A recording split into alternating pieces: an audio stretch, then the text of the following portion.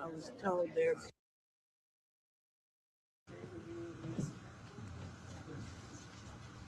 Lord, we are thankful for this day, and we pray that as we have conversations and discuss things and make decisions, that we'll understand the impact of those decisions.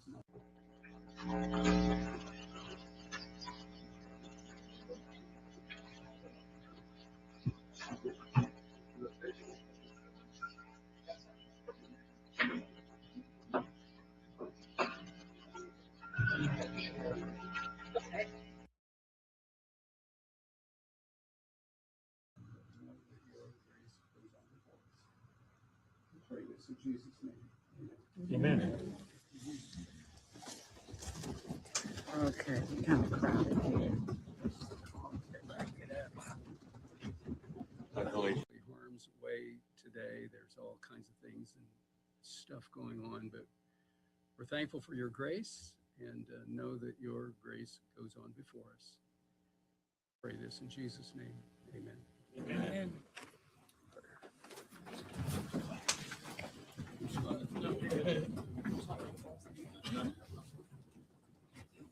Pledge allegiance to the flag of the United States of America and to the republic for which it stands, one nation, under God, indivisible, with liberty and justice for all. That is a massive Red Bull. We have a roll call, Nikki. Stacy Keelan, Here. Michael Pelser, Here. Rob Steele, Here. Corey Bolander, Here. Jerry Alexander, Here. Lindsey Brown, Present. Ken Kaczynski, Here. Mark Gary, Present. and Olivia Pratt. Here. I would like to say welcome to our newest member, Stacy, on our board. Next up, we have approval of the May 12th minutes. I'll make a motion. Second. Those in favor? Aye. Those opposed? All right, first up, we have old business. We have 26-C-003.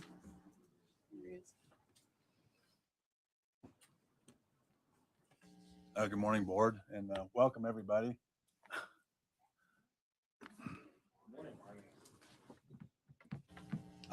This first petition is 2026-Z003. It's a rezone from R2 and GC to G1 in the at 6529 South Madison Avenue. There was a hearing on May 12th with the Homer companies about their proposal. That was continued to this meeting based on additional information that would be by the petitioner. We did not receive the information today, so they are presenting that today. I will refer you to the minutes of that meeting where basically you required that this engineering work be completed prior to the completion of the rezoning. So.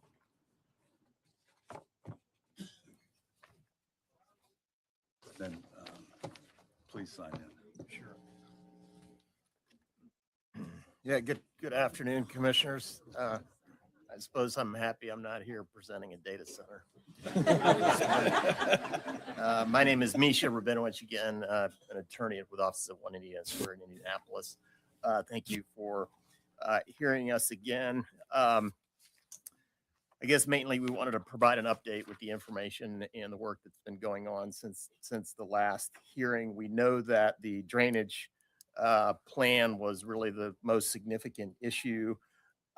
Josh Kuhn from Kinley Horn is here and he can speak to you about it. We understand that you didn't receive it until last night. It wasn't intent to jam you up. There's survey work that had to be done and putting that information together. And we understand that will have to go through the drainage permitting process and a full review. Nonetheless, we wanted to try to at least get it in front of you before this meeting. And then Josh, he will sort of summarize generally what the plan is. What I'd like to spend a few minutes doing is to try to address each of the issues that came up at the last meeting and then answer any questions. Sound. One of the concerns that was expressed was related to sound. I know Larry had asked that we put together some numbers that we had talked about the last time. the sound from the wood chipping business is the chipper machine, the wood grinder, which is really in the middle of the site. As most of you know and can see from the aerial, it's a large site, so there's a lot of room, a lot of opportunity for sound absorption. But our review of kind of the details of the sound is the chipper machine has a decibel level of 100 to 120 decibels. The nearest sort of residential area to that chipper machine is about 500 feet away at the west property line. The decibel level obviously decreases as you go farther away. Our understanding is about 6 decibels. I think for every 10 feet, and then also there's the ordinance requires a 30-foot buffer, landscape buffer to be constructed in that area, which we're obviously committing to do. There's also an existing tree buffer. And then the sort of elephant in the room is that the 69 noise provides ambient sound that kind of deadens the wood chipper noise. And when we were out here the last time, the Homer folks took some sound readings, and that sound was 78 to 83 decibels. So at the property line, taking all of that into account, the decibel level from the chipper machine is less than the sound from the highway at the property line. So we don't think that should be an issue. There was a question about, does it run all night? No. I believe that closes at 6 p.m. Is that the closing time of the operation? So it would be roughly 7 a.m. to 6 p.m. So that's the noise issue. There was a comment that was made, I think, by somebody in the audience who indicated concern about arsenic in the mulch. We reviewed all of the safety data sheets for the coloring that's put into the mulch. It's all non-toxic, non-hazardous. It makes sense because as I said the last time, this is mulch that you put in your lawn and garden area around your landscaping. So that's that issue. Traffic was something that came up.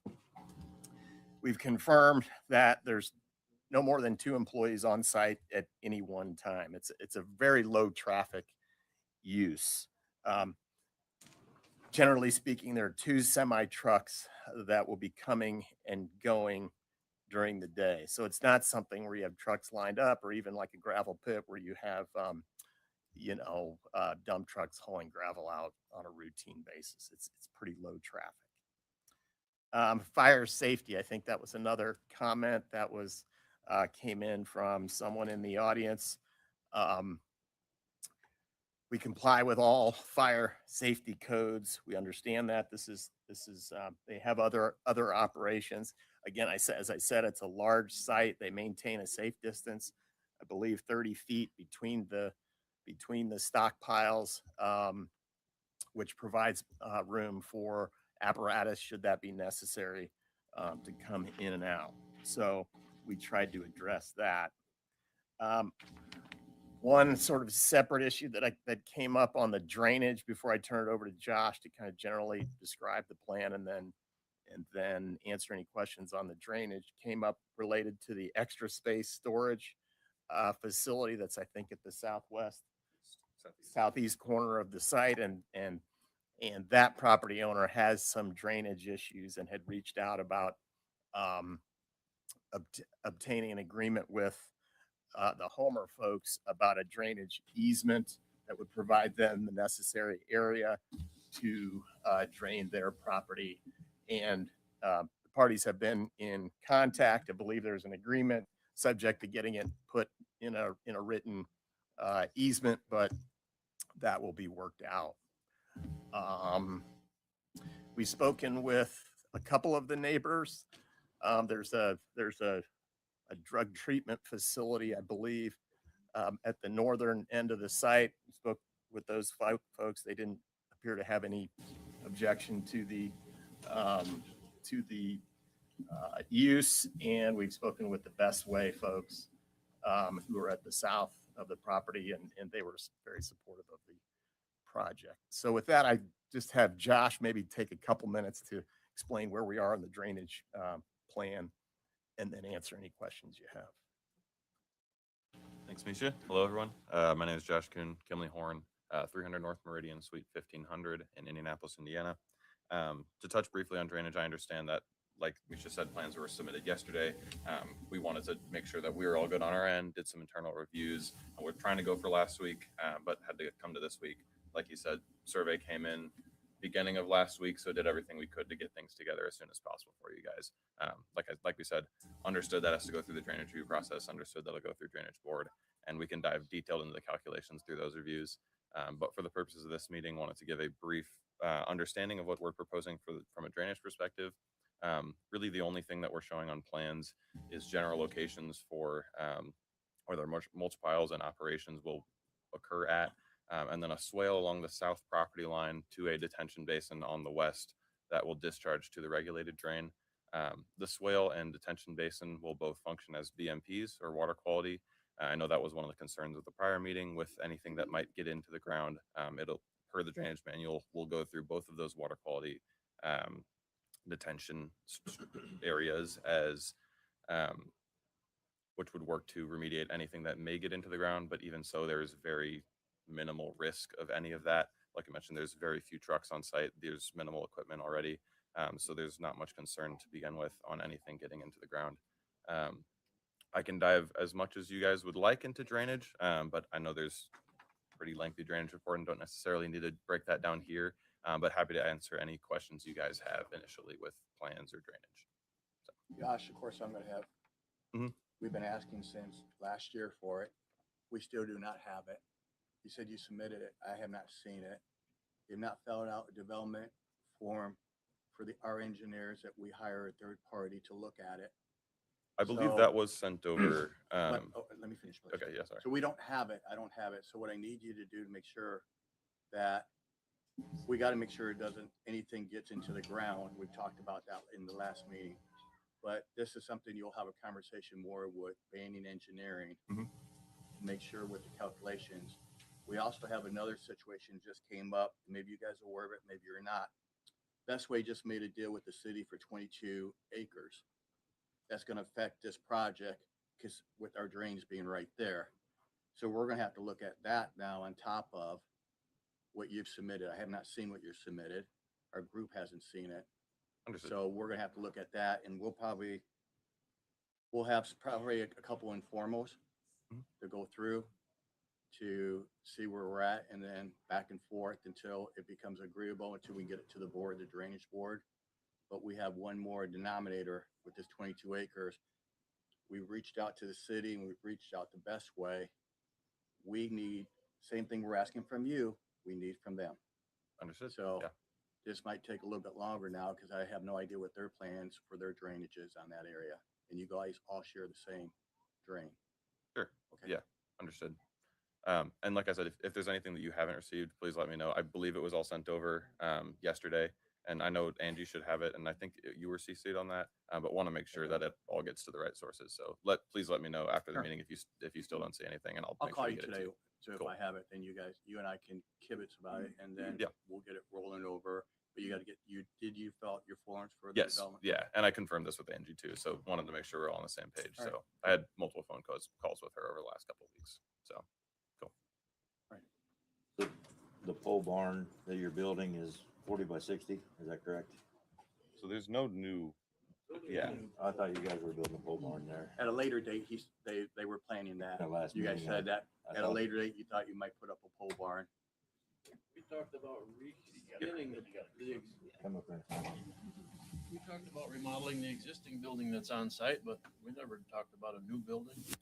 No, there's two buildings on site now that need to be remodeled. For some reason, I thought there was a pole barn in the situation that they were gonna store, and I thought it was Mention about- dying your mulch in the barn and moving it out of that. Is that, I'm sorry, I'm misspeaking. If that was the case, we would be using one of the two existing buildings. They just have to be remodeled. Okay. Dire need of being remodeled. Well, while you up there, I had a question.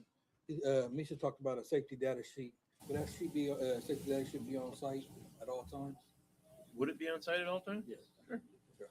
So in case fire or something needed.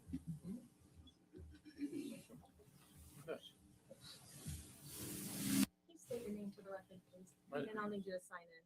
My name is Scott Reposh. Is it a sign-in sheet up there? He's signed got in. it. Oh, Are okay. there any other questions from the?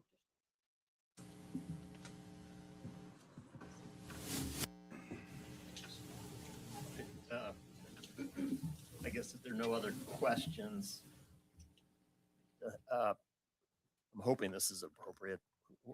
We think that the zoning, there doesn't seem to be much objection with the use. We understand there's a detailed drainage review that has to go. So I guess our request today is that we'd like to get approval of zoning, obviously subject to going through the drainage process and getting approval of the drainage.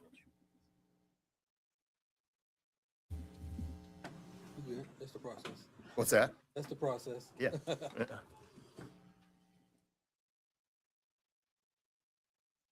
Counselor, could you repeat your request, so what you're seeking today? Yeah, the request. Well, I know what you want ultimately, but. Okay, well, the request is for approval of the rezoning.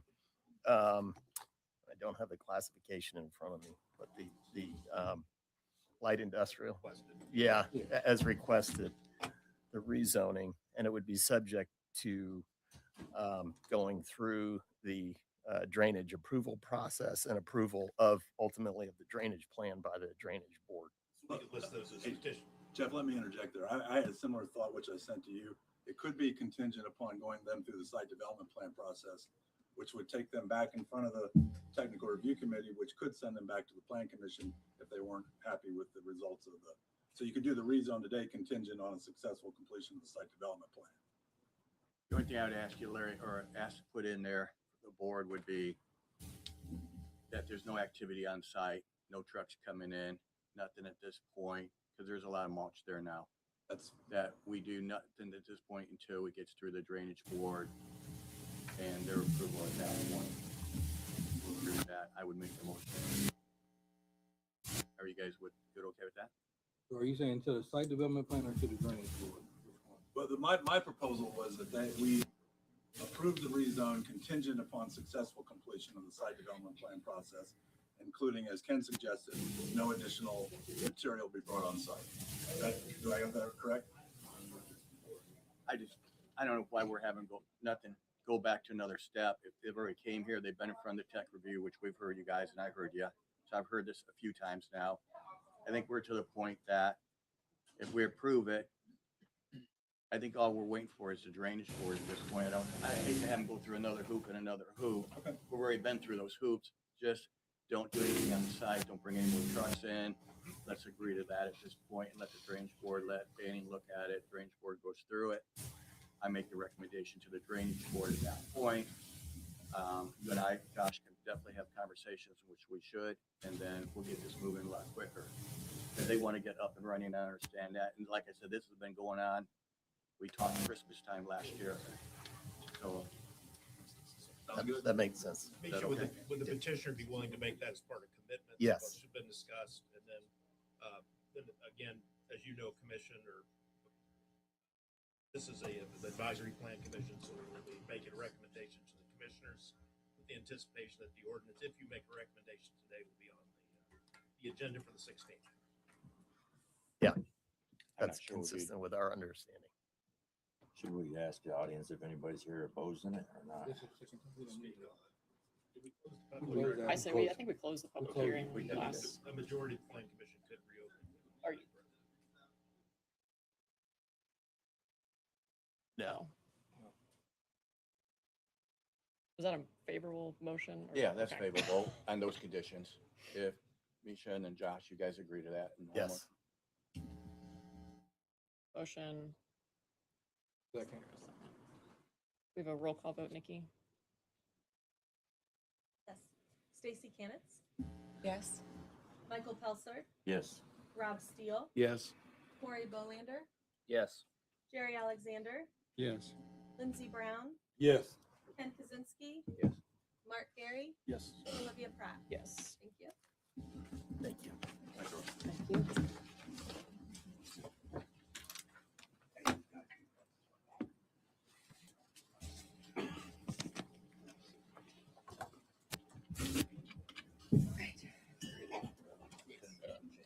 All right, next on the agenda, under new business, we have 26-TA-001.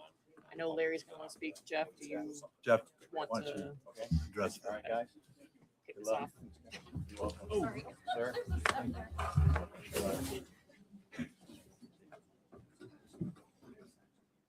Good morning, Commission. Good morning, folks. I'm Jeff Graham, the county attorney and the attorney for the Madison County Plan Commission. Today is set for a public hearing on a possible text amendment to our zoning code. Public hearing means that the public gets an opportunity to speak. After talking briefly to the president of the Plan Commission and others, the time will be limited on this one to 1 hour, 3 minutes per person, non-transferable. Feel free to speak for or against the proposal. We ask that you please not be repetitive in the comments, so that everyone with a new idea or something, another angle on the moratorium, would have an opportunity to speak.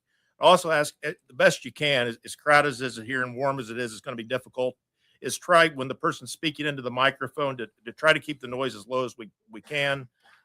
Ms. Wood down there has to create a record of this proceeding, and it's difficult enough, even with the AI stuff that we have now, and it makes it more difficult when people are talking or clapping or booing or whatever goes on. So we ask that that we maintain a low level of noise as we can. As we discussed on the previous one, this body is a advisory plan commission. They conduct the public hearing and they make a recommendation to the county executive. The executive of a city is a mayor. The executive of a county is a board of commissioners, and they would make the ultimate call on whether an ordinance gets changed or not. However, this board will make either a favorable recommendation on the moratorium, a neutral recommendation, or an unfavorable recommendation. And then it's anticipated on the 16th at 10 o'clock in this room that the Madison County Board of Commissioners will consider the ordinance, which would create the moratorium, voted up or down. They don't have to. They have 60 days to do it. But I'm fairly confident that they'll take an up or down vote at that time. But again, this is your opportunity to speak. The commissioners may allow public comment on the 16th, but it's not required. Also, this comes all the time in all kinds of issues. This board has jurisdiction only on the unincorporated parts of Madison County.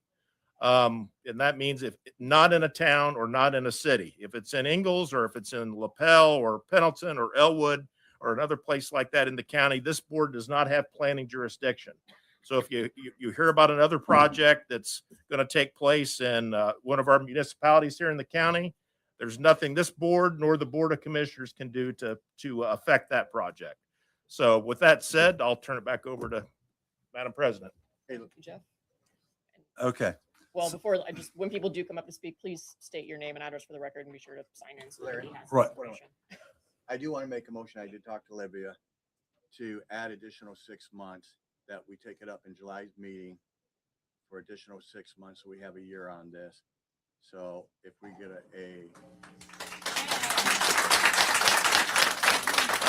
if we get a roll call that we could bring it back up in July for additional 6 months, so we have a year.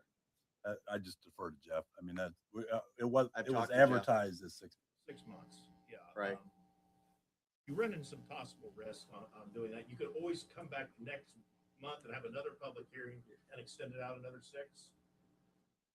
But the issue is that it is noticed for a 6 Please. And that puts the people on both the proponents and the opponents on notices. This is the ordinance that is going to be considered. It's a 6-month moratorium. You can always extend it. For the record, I'd like to put in for July, Nikki, that we bring this back up for additional 6 months for a roll call to expand it to a year. So you're Oh yeah, that's fine. Okay. for July's meeting. Yeah, we would have another public hearing at that time. But would that be necessary? Couldn't it just be automatically extended at 6 months? The notice that was in the paper said 6 months. Right, So right, I I understand. think for today and the 16th, when the commissioners vote, we're stuck to the 6 months. Okay. But my understanding, Ken's proposal is let's do another recommendation to the commissioners in July to extend it to July of 2027. Correct. Okay. Give us enough time to review it. Okay, I don't want to take a lot of time here because I know everybody wants to talk. Do we need to vote if he's made a No, I'd like motion to do that? What we gotta do first? Yeah, I That's think what I that's just would a think. request to be on the agenda. If I don't need to make a motion, I just don't think, I request think you that. can just request that be on there. As a member of the commission, that's certainly proper. So before I start, as a point of protocol, we got safety issues here. I mean, if this gentleman had an issue, he would have real trouble getting out of here. I know 2 people have said they wanted to speak immediately. There's people outside that want to speak. I don't know how to control this, so just try and be deferential to everybody who comes through. Thank you. The Board of Commissioners have requested a 6-month moratorium. They asked us to put together a staff report for this petition, which I did. Basically, data centers are rapidly becoming part of the landscape in parts of Indiana and other states. I've talked about a lot of other stuff, which I'm not going to dwell on.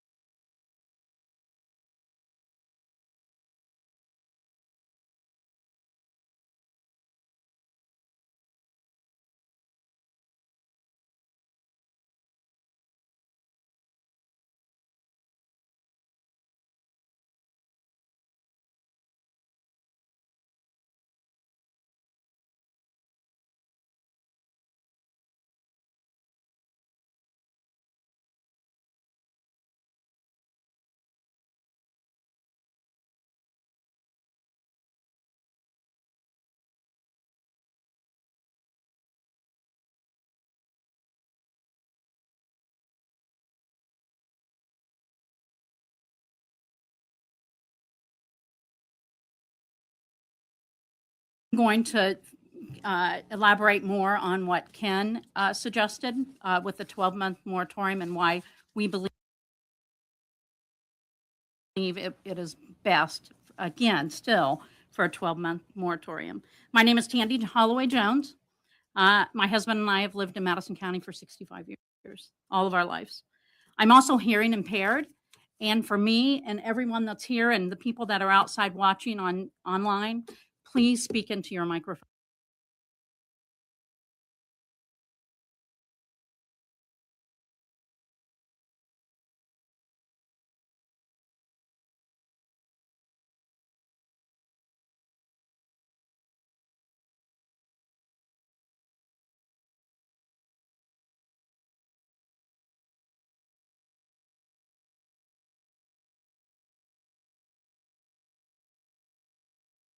about educating everyone on data centers, environmental effects, property devaluations, utility and water usage within an incredibly complex industry. Technology moves quickly, and as a community, our planning must move deliberately. We must analyze every factor involved in data centers and other high-impact industries. Currently, our Madison County UDO and ordinances do not specifically define or regulate the massive environmental noise, infrastructure impacts of a hyperscale data center, along with many other now known issues that comes with a data center. It was confirmed in the UDO draft meetings held in Alexandria and Pendleton recently that there is no draft of a data center ordinance. The solar ordinance took approximately 2 years to finalize. It is now known as one of the best in the state. Knowing this, it seems like a 6-month moratorium is a bit unrealistic. The end of the proposed 6-month moratorium also coincides with the end of the election and potentially 2 commissioners being replaced. An ordinance of this size and this importance would take some time to get up to speed. There are 3 important areas we should be discussing in planning a moratorium. We should be updating our UDO with a data center ordinance. We need to draft a comprehensive ordinance that will address high energy, high water usage, setbacks from residential areas, property devaluations, pollution, mandate strict noise, and define high appearance standards. Number 2, protect utilities and ratepayers. These facilities are huge power and water consumers. We need to make sure the cost of these utilities does not get shifted to the ratepayers. Impact studies will need to be conducted. Number 3, ensure transparency. Before any documents, including a data center ordinance, gets fast-tracked, the public needs a seat at the table. I am therefore requesting a committee be formed with 50% participation of Madison County unincorporated residents. The Madison County Planning Commission's mission is, and I quote directly from your website, to preserve and improve the health and safety of Madison County citizens. If a data center is ever going to be approved in our community, it must be an asset, one that is in direct support, not direct conflict with your mission as a member of the Planning Commission. It must be people over profit. This 12-month moratorium will allow a clear, concise ordinance, one as strong as our solar ordinance, to put rules and regulations in place to ensure all residents of Madison County are protected.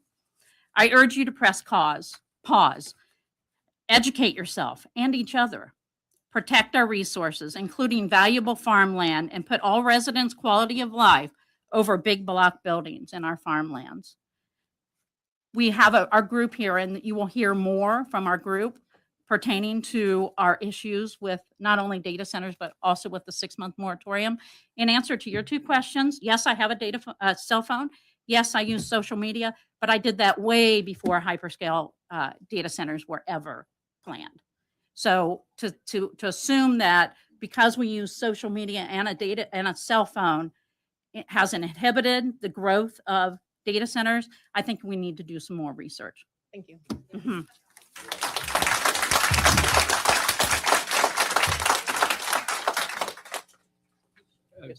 That was about 8 minutes long. I think we need to tighten to 3 minutes. But One went off of 3. I think it was about 4. I think it was like 4 or 5. It was a little. Yeah. Okay. I will set a timer this time to go. All right. Okay. All right. Thank you. All right. Good morning, everyone. My name is Cole Buttry. My address is 5758 West 1050 South. Standing in this room, it reminds me of one of my favorite scenes in a movie. I think we're going to need a bigger boat. Again, my name is Cole Buttry. My wife Rona and I are South Madison County residents. We're part of a group of residents working very hard to maintain a great existence in the county. We're located near the site of a potential data center. Landowner has participated in financial negotiation with Advantage Data Center Corporation. However, we are here today to speak not only about that area, but the entire county. I'd like to discuss a few things today: the requested 12-month moratorium with supporting petition, the purpose of the moratorium, and some guidance regarding the scope and magnitude of a project needed to research and develop an appropriate data center ordinances and safeguard. Okay, as the petition, as you know, we've requested a 1-year moratorium from the county, as well as from the towns of Pendleton and Ingalls. Petition was initiated on April 23rd and currently has 1,843 votes or approvals as of last night. Signatures, I believe we have just scratched the surface of that. It's been only Facebook is the only thing that's on. I've already submitted the signatures to you guys. I'll submit the petition and the signatures date to the council. You have to have both of those. I'll ask you to take into consideration and approve the moratorium. The purpose of the moratorium. Madison County currently lacks a dedicated ordinance regulating data center development. A moratorium is needed. Without clear standards in place, the community is exposed to unnecessary risk and uncertainty. One-year moratorium is essential to allow time for thoughtful planning, public input, and creation of enforceable protections that safeguard our health, environment, and quality of life. Scope and magnitude. The task of developing a data-driven ordinance that ensures the safety and well-being of the county residents is large and complex. I'm an engineer, and I've been in industrial environments for 43 years. I appreciate how much work it takes to really understand the inputs and outputs of a facility like a data center. To try to understand more, our group has visited data center sites in Ohio and Arizona. Generalized data center information is very easy to find, even though depending on your perspective, it can appear exaggerated for impact or generously filtered to make it go down easy. Facts are needed. And incomplete explanations of closed loop cooling is a prime example. Cell phone usage and Facebook is a prime example. As a starting list, studies are needed in the areas of zoning, land use, legal authority, and alignment with a comprehensive plan, water use, contamination, capacity, treatment, and infrastructure, power supply, grid impacts, local power generation, including turbines and nuclear, utility rates, environmental and public health, noise, water, air, and light pollution, traffic, roads, and public safety, including emergency response and fire protection, project management and oversight, property values, taxes and physical impact, property value guarantees, community benefits and long-term commitments, financial risk, debt and public burden, protection from noncompliance, bonding, decommissioning and end-of-life planning, land remediation. Okay, in my opinion, the moratorium must be needs to be approved. I've also handed in 4 pages of items that need to be considered. And one thing I need to do real quick is I know all these people are not going to be able to speak, and it is going to take some time. So one thing I'd like to ask people to do real quick, if you are against a data center, would you please stand up quickly? And then sit back down quickly. All right. Thank you very much.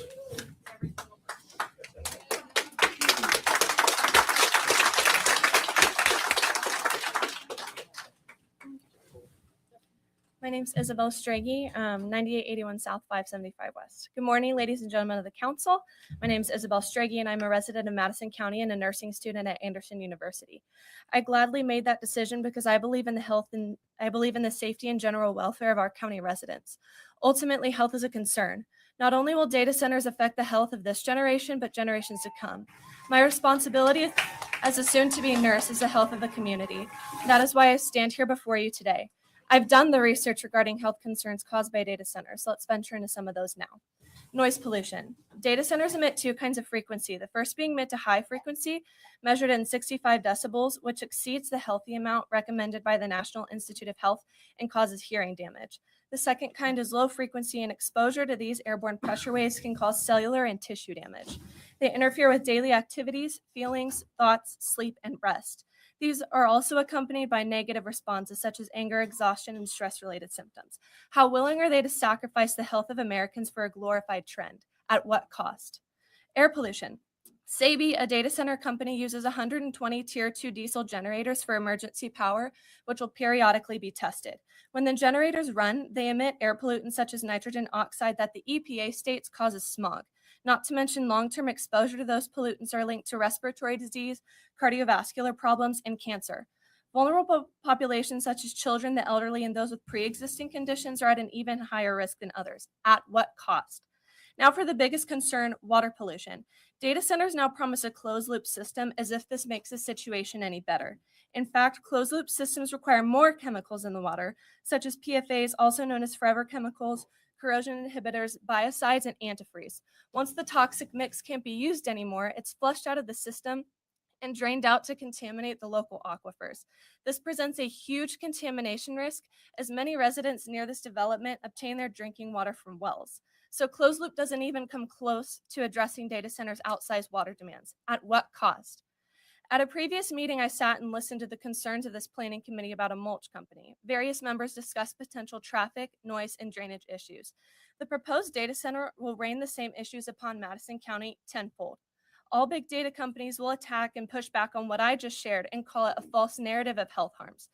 1,300 Americans dead a year, 600,000 respiratory cases that cost upwards of $20 billion in healthcare costs. Science proves it. Data centers call it a lie. Please, from one Madison County resident to another, consider the aftermath. Consider the health issues they're willing to bring upon us, upon your families. We need a 12-month moratorium or ban for the welfare and health of Madison County residents you were elected to protect. So basically, it boils down to this. It's either you vote for the moratorium to protect the health and safety of your citizens, or you don't care.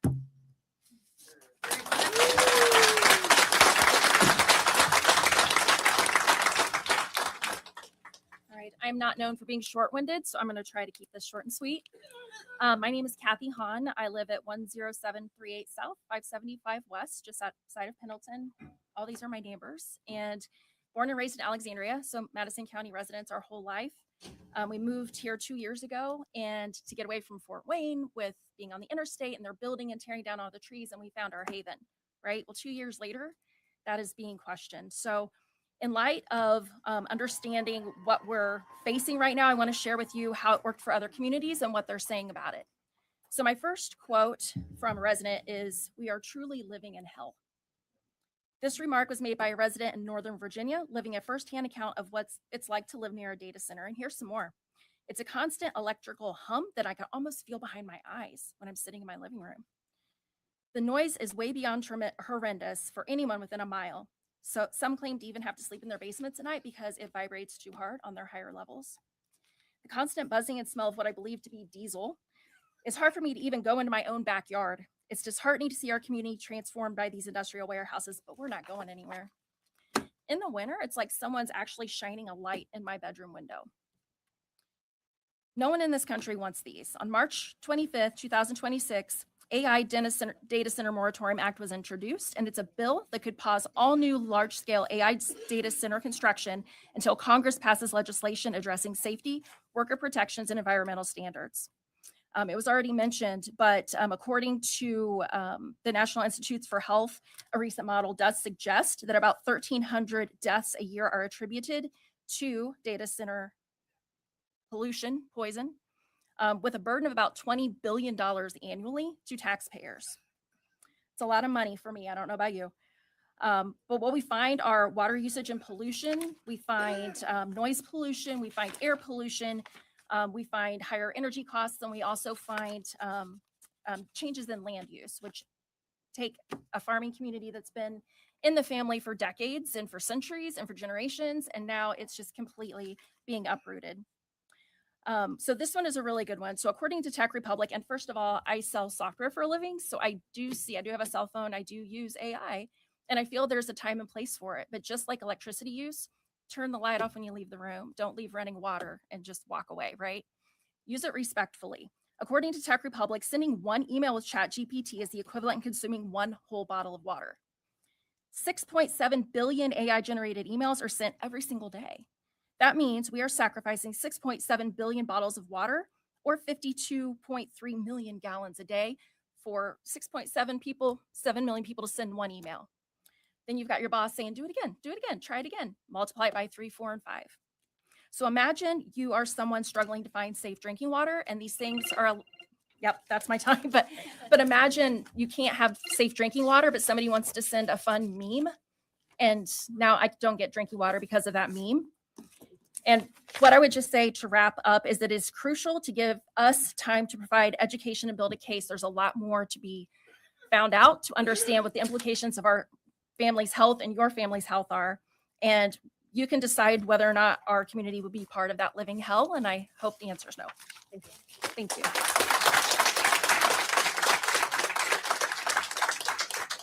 Hello, everybody.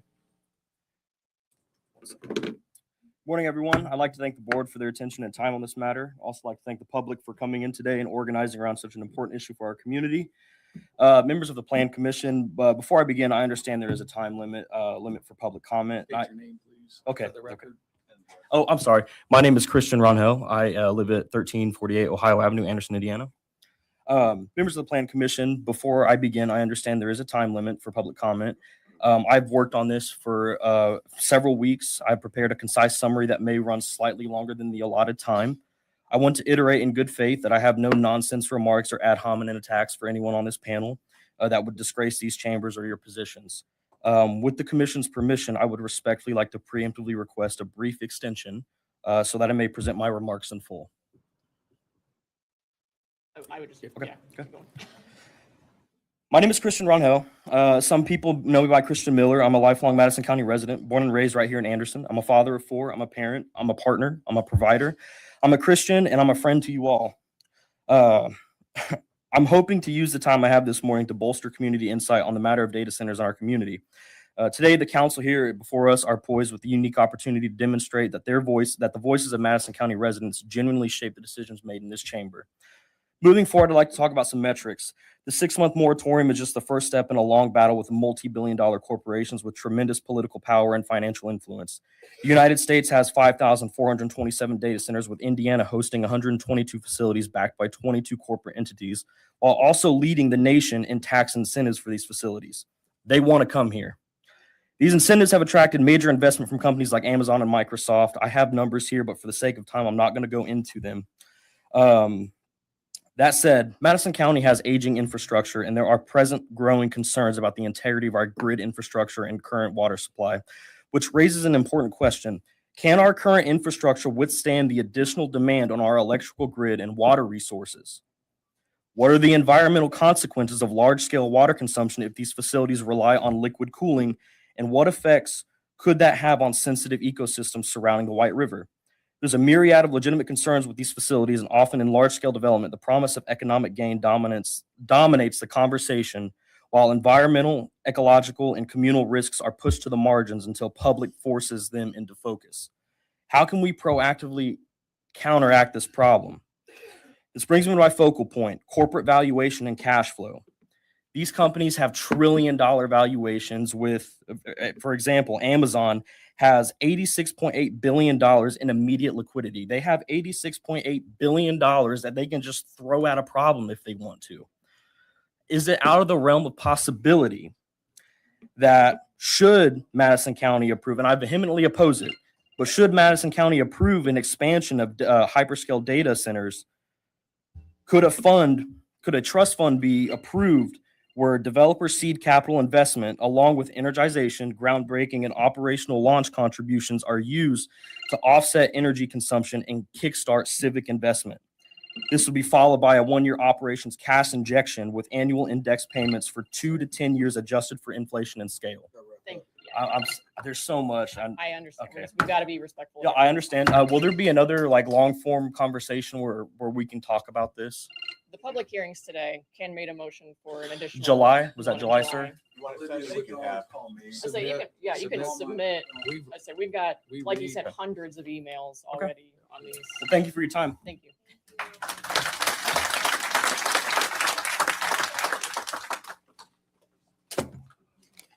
Good morning, Planning Commission and members of the public. Thank you for being here, every one of you.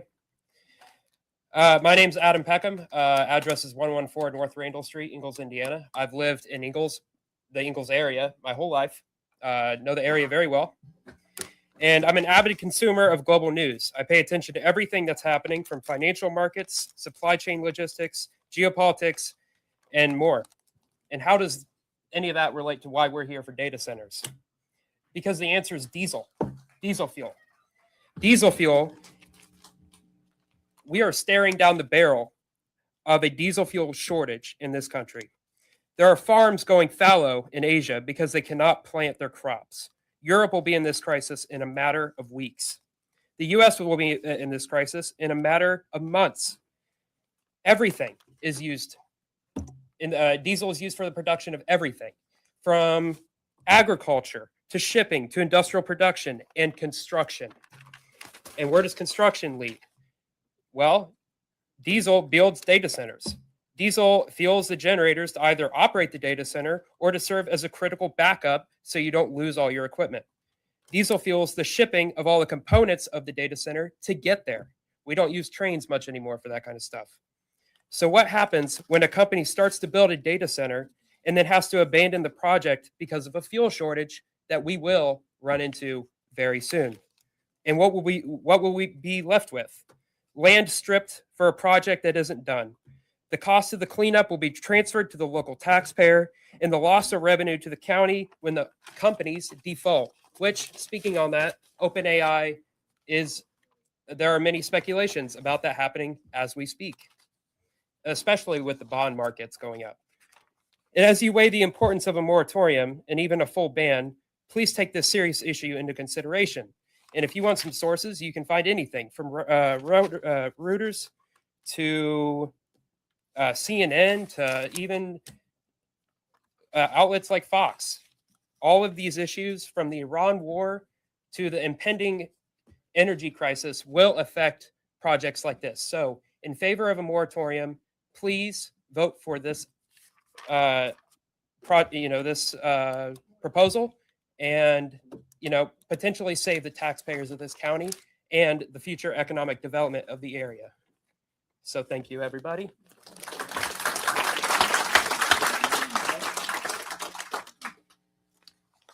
Hello, my name is Kelly Peckham. I live at 114 North Randall Street in Ingalls. I've lived in Ingalls since 1996. 30 years ago, we could never have imagined how our quality of life and the overall public health and safety could be so upended by data centers. You will hear from other speakers about many specific issues impacting the quality of life and public health and safety. I want to address the economic impact of the data center. Our county leadership is tasked with both economic development to grow and strengthen Madison County, and at the same time to preserve and improve the health and safety of the Madison County citizens. This is the mission of your commission, and I have it printed there on that poster. When your mission conflicts with economic development, how do you resolve it? The answer is don't rush. This is why we need a 12-month moratorium.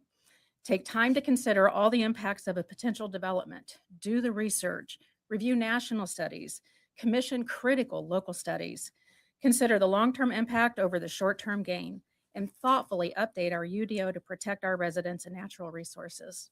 Here are some topics for you to consider. What is the average economic lifespan of a data center? Industry research says 9 years. Other research says data centers are obsolete at 7. So are we going to invest and take away from our county to invest in a 10-year or 7-year program that's going to give us limited returns? If the pro data center argument is that it creates jobs, what is the true long-term effect of that? According to online searches, a 100 megawatt data center might employ 25 to 40 full-time employees once operational. And most data centers are not built by local contractors, so it's hard to argue that it's going to have that impact on our local construction crews. Are 40 full-time positions really a trade-off for all the missed long-term growth and employment in other industries that we could bring here instead? So I heard Madison County Economic Development Commission mentioned, or the Development Committee mentioned earlier, that they're not in favor of a moratorium. According to their website, MCED has helped create over 9,500 new jobs and $3.5 billion in new investments in the last 15 years. How do 40 jobs and a short-term infusion of cash compare to this type of long-term sustainability? How can they be in favor of that? If the pro data center argument is that it's a financial win for the county, is it truly in the long run? What does the county lose in that trade-off for that upfront money and maybe 10 years of economic return? One of the most obvious ones is an immediate drain of those that can afford to move away. The median household income in Madison County is $63,000, already 16% below the national median. Without a moratorium and a UDO that restricts data centers, Madison County will be seen as data center friendly. And those with the means to move away will before they lose their property value and quality of life. Median income will drop, which will impact your taxes. Existing businesses will shutter or move away. New business developers will think twice about building in Madison County. Residential developers will think twice about building here. Tourism could be negatively impacted. In summary, we ask that you vote for a 12-month moratorium in service to your Madison County citizens and consider a full ban. Data centers and AI don't need food and water to live. People do. Thank you. Thank you.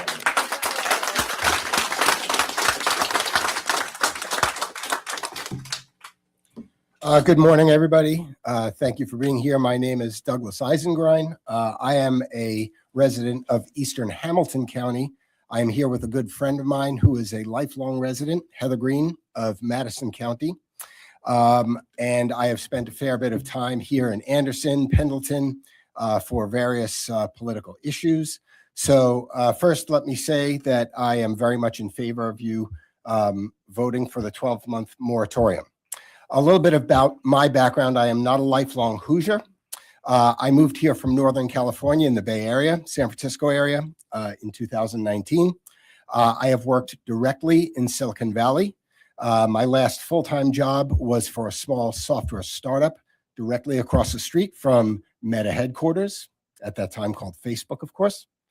One of my most recent projects was a project management project, about 2.5 years, for a joint project, public outreach for Supermicro and AMD. And I'm not here to say negative things about them. I just bring them up to say that my career has been very directly involved in tech, including AI, for many, many years. Supermicro, if you're not familiar, is a very large server manufacturer working hand in hand with AMD, which is one of the #1 worldwide microchip manufacturers. That being said, I have a stake in this. That is kind of my point here. What I came with today was a fairly long list of questions, and I'm not here to present these questions for answers. I'm here to present them for thought. These are some of the things that I believe need to go into this discussion. And if I run out of time, which I very likely will, before I get through the questions, that's kind of the point, right? So I grouped my questions under kind of larger headlines, and I will read those as I go here. Who? What company or companies are planning, funding, and set to profit from this data center? If they're not instantly recognizable, who are they? And who or what are they to this community? What and where? How large is this proposed data center, and what is its actual purpose going to be, AI or other?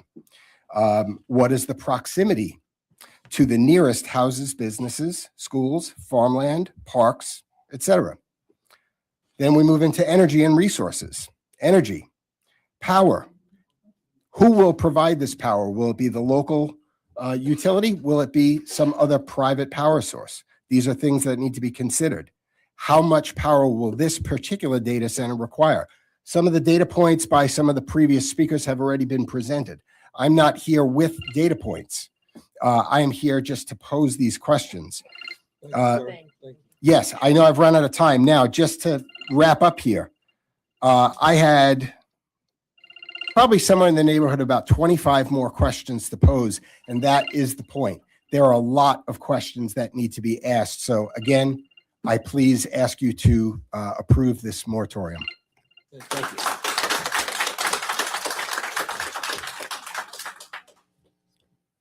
Hello, my name is Maria. My last name is Montez de Oca, and I currently live at 9811 South, 575 West, Fortville, Indiana. I live directly across the road from where the data center will be built, if it's built. But I have a list of questions that have been brought to my attention by my neighbors and my friends, and so I'd like to read that for you so you guys can consider what the effect would be for us living there as citizens. The environment and the public health. Environmental studies. What environmental studies have been completed, and can the public see them? The groundwater impact. Will the groundwater levels or the aquifers be affected? Heat discharge. How will the waste heat be handled? Noise studies. Have studies been done for cooling equipment, generators, and construction? The air quality. Will the diesel backup generators affect air quality? And how many will be allowed on site and running simultaneously? The fuel storage. How much diesel fuel will be stored on site? And what is the spill prevention measures exist? The data center water discharge. Will the facility be allowed to discharge spent water And where will it go? The stormwater management. How will the stormwater runoff be handled? Moving into the traffic, the roads, and the public safety. What traffic studies have been completed? What road upgrades will be needed and who pays?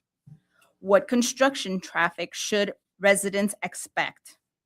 Is our fire department equipped for our facility of this size? What specialized training will be required and who pays for it? What emergency response plans will be in place? The project management and the oversight. Who is managing this project for the county? Does anyone involved have the experience with a project of this scale? Will the county hire an experienced project manager if needed? What oversights or reporting structures will be used? Complaint handling. How will the resident complaints be handled and tracked? The property values, the taxes, and the fiscal impact. The assessment. How will the data center be assessed for taxes? Will the county commit to no tax exemptions or abatements? What increase in net assessed value is expected? How will the nearby property values be affected? And has the fiscal impact studies been completed and released? Thank you.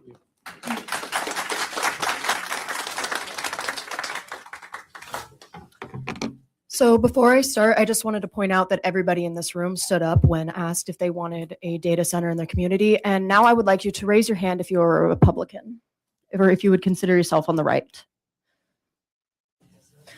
Raise your hand if you're a Democrat and would consider yourself on the left. All right. My name is Steph. I'm 24. I live at 7755 Manuel Fields Way in Ingalls. The last Snell, S as in Sam, N as in Nancy, E-L-L.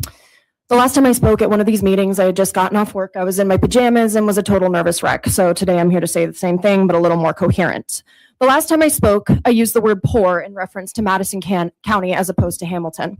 Thinking back on that now, that wording was a mistake. We might have a lower median income, but poor is as far from the truth as it gets. Madison County has communities full of hardworking farmers, teachers, doctors, nurses, soldiers, veterans, and so on. We have young and old, black and white, Democrat and Republican, Christian, Muslim, Sikh, and so on. But if there's one thing everyone in this room has in common, it's that we care about our home. That's why you're all here. Nobody can care more about a place than the people who live there. But poor is how shareholders and CEOs want to see us, an afterthought. That's why data centers are disproportionately placed in rural communities. To them, it's out of sight, out of mind. It's not in their backyard. Saying no to a data center is proving them wrong. It's forcing them to see us, hear us, and stop viewing us as land for their next big project. To say no to data centers is also to say no to higher electricity bills. They use a lot of that. The data center being constructed in Utah right now is 40,000 acres. That is 3 times the size of Manhattan and 160 times the size of Dollywood if you've ever been there. It will use twice as much power as the entire state of Utah. Its citizens will have to chip in to pay the bills, such is already the case in so many other places. To say no is to protect your community. It's to keep your water clean, to keep your crops healthy, to keep your people healthy, now and for the years to come. This isn't like most political issues. It isn't left versus right, red versus blue. It's up versus down. Us small town folk need to stick together. There are a lot more of us than there are of them.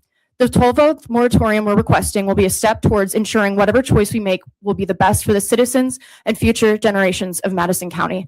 And to answer your question, yes, I do have a phone, I do have social media, but I have never touched ChatGPT, Gemini, or any other AI models. Thank you.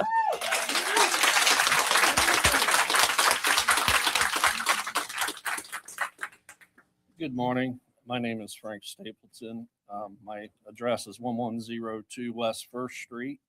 And I'm here, I think, to voice the spirit of the people more than to present data and facts. And I have a prepared statement. To our neighbors, friends, and public servants, we are about to shake the tree of knowledge and expose every hidden truth, every unanswered question, and every inconvenient fact that has been ignored or concealed with the push to build data centers in Madison County. When that happens, we will see how many snakes fall from its branches. The stakes could not be higher with the introduction and installation of data centers. Our community stands to lose far more than it can gain from these centers.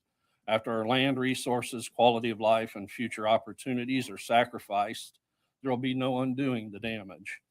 The consequences will be permanent, and the people responsible for these data centers will be remembered accordingly. Those who choose to disregard what is plainly the will of the people and who place outside interests above the welfare of the community are gambling with more than a political decision. They are risking the trust, confidence, and goodwill of the people that they have been entrusted with to serve. If our entrusted representatives continue down this path, they should not disregard the large opposition to data centers in Madison County and abroad. What is growing among your constituents is not support, it is outrage. And when citizens conclude that their voices have been ignored, their concerns dismissed, and their future sold without their consent, the resulting anger, resentment, and backlash will be both fierce and enduring. Friends, neighbors, and leaders, the warning signs are already here, and the consequences of the data center installations have been made known in other communities. Disregarding or plainly ignoring the public outcry does so at the peril of our community. That's all I have to say.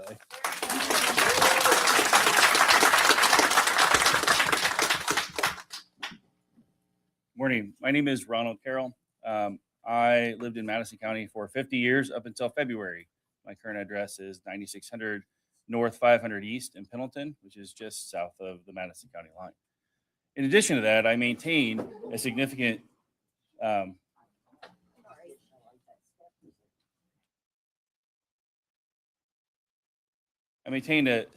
stake in Madison County in that I own 4 properties in Alexandria and in Anderson. In addition to that, I have 3 children who have recently purchased properties in Madison County. So this is certainly meaningful to me. To the answer of the question on social media and cell phones, like about 95% of the people in the United States, yes, I have both. Having lived here for 50 years, I'm a local business owner. I've worked in technology for nearly 30 years, including the last 14 in the enterprise technology realm for large law firms. During that time, I've worked with AI systems, data centers, and infrastructures that support them. So I do know a few things about what it takes for these facilities. I'm not here to use any sort of fear or exaggeration. I'm just asking for the due diligence of this committee. Data centers are not a temporary decision. Once the land is converted, once the infrastructure is built, and once the resources are committed, those decisions are effectively permanent. For those considering the jobs that this project may bring, it's important to understand that many of those jobs are due to temporary construction, setup, and deployment. Modern AI data center facilities are often operated with relatively small permanent staffs with mediocre salary and are frequently managed from other locations. A moratorium is not saying no, it's saying slow down. It's saying that before Madison County makes a decision with long-term consequences, we should take the time to study the actual impacts of these facilities and that they have had in other communities. We should understand the effects on the water use, power infrastructure, surrounding property owners, and the quality of life. We should also hear from the residents and communities where data centers already exist, including those who have reported, as was mentioned earlier, ongoing noise from the cooling systems and other equipment operating around the clock. Before making a permanent decision, we should understand both the benefits and the costs. Multiple counties in Indiana have already chosen to pause and study these projects more carefully. I encourage Madison County to follow the same example. If there are citizens who support these projects, who support the use of land for data centers, and who believe this is the right path forward for Madison County and are not part of an economic development corporation or committee, I encourage them to step forward and speak. Decisions of this magnitude deserve a full and open discussion from all sides. Thank you, sir. To those making this decision, I would ask one simple question. Would you welcome these data centers in your own backyard? If the answer is no, then please approve the moratorium.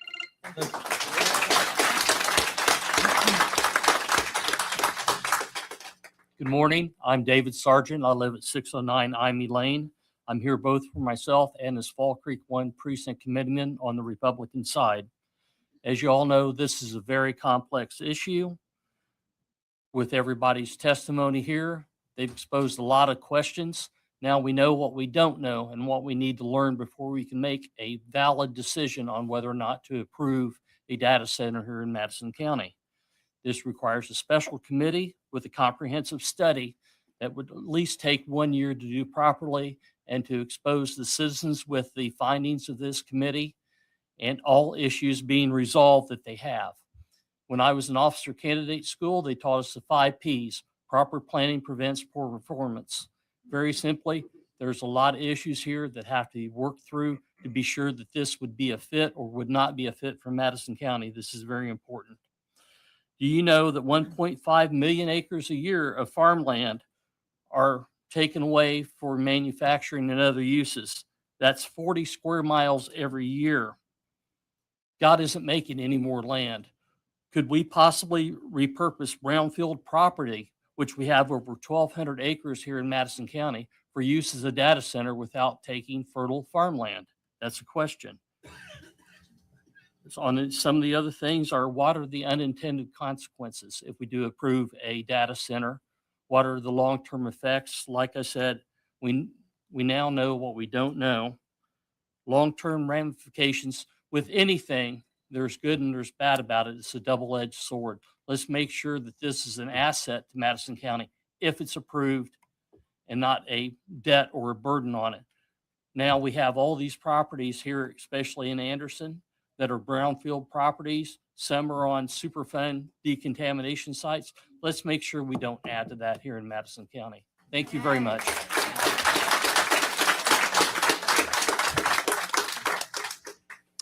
Rob Sparks, the executive director of the Corporation for Economic Development for the county, and I work on behalf of everybody in this room and across the county, the 133,000 that aren't here. Our position is a moratorium sends a message across the state that we're closed for business. We don't think that's an appropriate way. There's a great many questions have been asked here today that we have been filtering for 18 months or more on data. We've actually pursued data for over a decade. And as we kind of look forward to how does data fit into the realm of modern business and what's going on, even at our last month's or January's meeting, there wasn't a single representative from public sector, the private sector, school systems, educational partners. All of them are adapting to a new frontier of how AI is impacting their business models, how they administer everything. The question is, how do you store that data, and does that make sense for us? Certainly, water's a major issue for the region, and one that is a disqualifier. When these companies come in, they're looking first for a land that they can assemble. Secondly, is there a power that's conveniently located that they can either build off that infrastructure or connect to without hundreds of millions of dollars? This does have, these companies are big, but there are price limits of what can happen. This is a slow process. It works. We don't work in a vacuum of the local governments. The proposed project that was floating in Ingalls, I believe, was driven by a broker. I did not see a pathway for power on that particular project because of the complexity of where it was located and the service providers plus 4 governing entities or 3 governing entities that was over that geographic area. We were asked to support that. We put it back to the local communities to say, where do you stand? We don't drive projects for anyone. We help make projects happen. We believe data has a place. We believe it'd be a great supplement to our tax base and our assessments. And if we don't have, let's say a 500-acre development could be a $10 billion investment of assessment. That drives down the taxes on the local residents. That's the whole idea of how we drive. Yes, it does. Hey guys. And Hey guys. And the more that we do not have economic development, the more burden the cost of public services will remain on taxpayer. Is it the only reason you do projects? But it certainly has to come to the table. I appreciate your time. I'm available at any time. And I do respect the process, however it turns out. But we would ask that you do not put a moratorium at this point. If you want to engage conversations, meetings, we're happy to do that. Thank you, sir.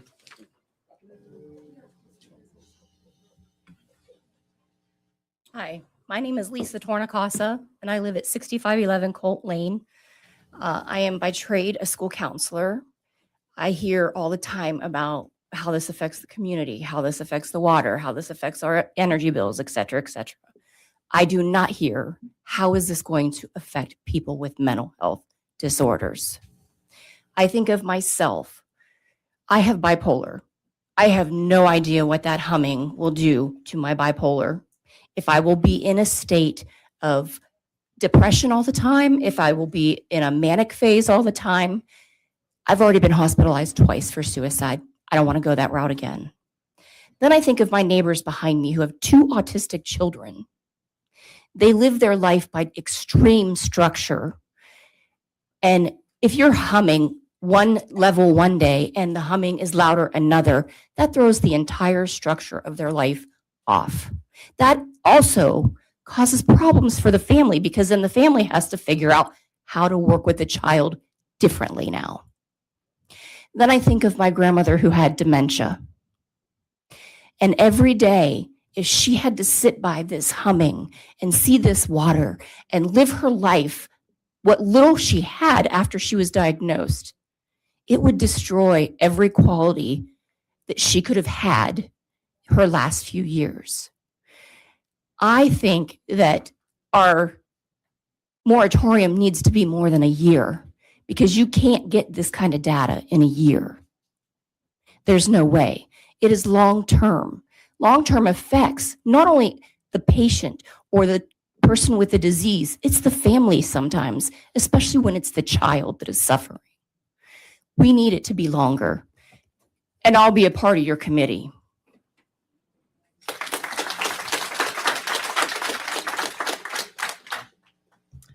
My name is Liz Camparelli. I live at 8383 West State Street Road. My second law degree is in real property development, and I've helped clients in Indiana and Florida develop over $1 billion of real estate over the years. So I feel like I understand this issue. And I'm going to go in a different direction. I'm not going to talk about moratoriums. I'm going to talk about working smarter, not harder. Your neighbor, Hamilton County, which 30 years ago was as backwater as we are now, has become one of the wealthiest counties in the country. They passed on May 21st one of the strictest ordinances on data centers. Now, they're not banning them, but practically speaking, you're not going to have one in Hamilton County. So my question to you is to reach out to those commissioners who've done a fine job of making them one of the wealthiest counties in the country. Steve, Mark will make time for you, Christine will, and ask them, why did they decide not to go in that direction? If it's such a moneymaker and an economic engine, they have the whole northern county open for data centers. They're not doing that. They're not going in that direction. They're incredibly successful, and I have found the way to be successful is to follow success. So that is my request, is that you reach out to them, use their knowledge, use their data. Don't listen to anybody in here with an economic agenda. They'll tell you exactly why they've done what they've done. And then you don't have to spend all this time gathering data. Thank you.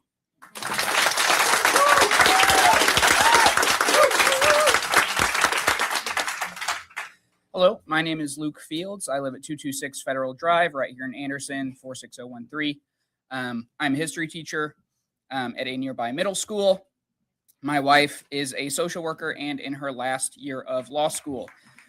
We have recently, within the last year, decided to start establishing ourselves in Anderson, investing in this community because we appreciate the community that's here. We are even trying to establish our own nonprofit. With that being said, as somebody who is looking to purchase a home within the next 2 years and currently looking at Anderson for that, looking at Madison County for that, if we end up with these data centers, for us personally, that's going to change. We're going to look at somewhere else surrounding the areas where we work. And I think A lot of other people who have the means to do so might say the same thing. We don't want to live in these areas where these data centers are draining the resources. Obviously, a lot of people have already mentioned the ways that those data centers do drain those resources. I think when it comes to the economic advantages, disadvantages, the gentleman before spoke to putting a moratorium on this, says that Madison County is closed for business. I disagree with that. I think it says that Madison County has limits, that it is not going to be exploited by corporations, that we are still open for business, but that does have limits, and that we're not going to allow corporations to drain our resources for their own profit. So I would just consider the long-term growth of Madison County with people coming in or people potentially leaving because of the effects these data centers have. Thank you.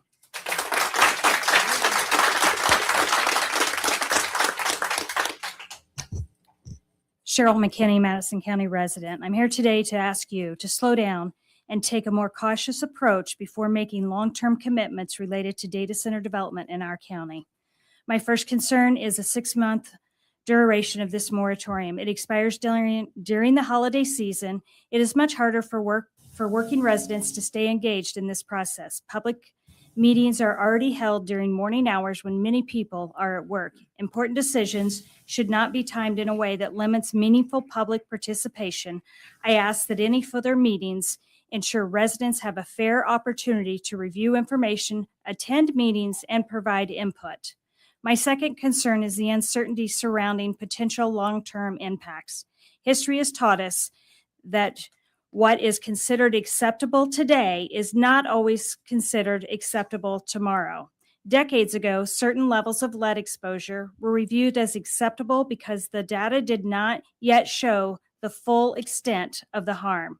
As science advanced, we learned more and adjusted our standards. Our county has experience with environmental issues that were once believed to be safe or even beneficial. We sit on multiple Superfund sites today because decisions were made before long-term consequences were fully understood. Those decisions cannot be undone, and future generations continue to live with those results.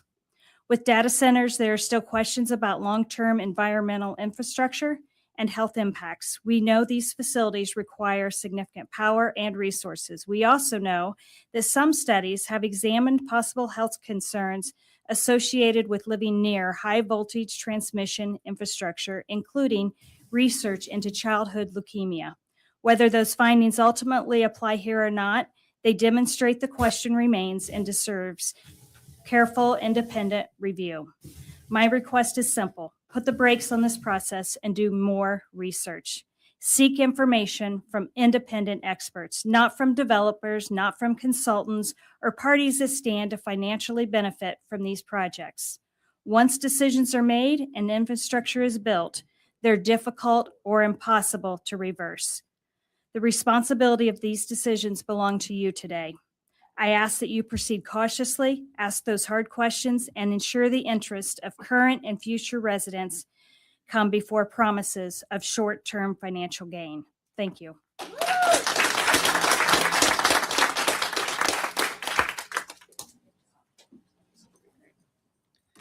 Hello, my name is Olivia Reyes. I live on Fowler near Deluxe Donuts, and I just have a bunch of questions today. So, how much water will the facility use per day, month, and year? Where will that water come from? Will residential customers be affected during droughts or high demand periods? How will water quality be monitored? Who is responsible if water issues occur? How much electricity will the facility require? Will utility rates increase? Will grid upgrades be required? Who pays for upgrades? What happens during peak demand? What noise levels are expected? Will independent studies be conducted? What protections exist for nearby residents? How many acres will be used? Will farmland be affected? Will wetlands or wildlife habitat be impacted? How will stormwater be managed? Have environmental studies been completed? What tax incentives are being offered? And what enforcement mechanisms exist if commitments are not met? And when these questions are answered. We want specific answers, numbers, studies, reports, clear commitments. We don't want vague. We're still studying that. Those details aren't finalized. We don't want trust us or technology is the future or everyone else is doing it. Anyways, that's all I had. Thank you for listening.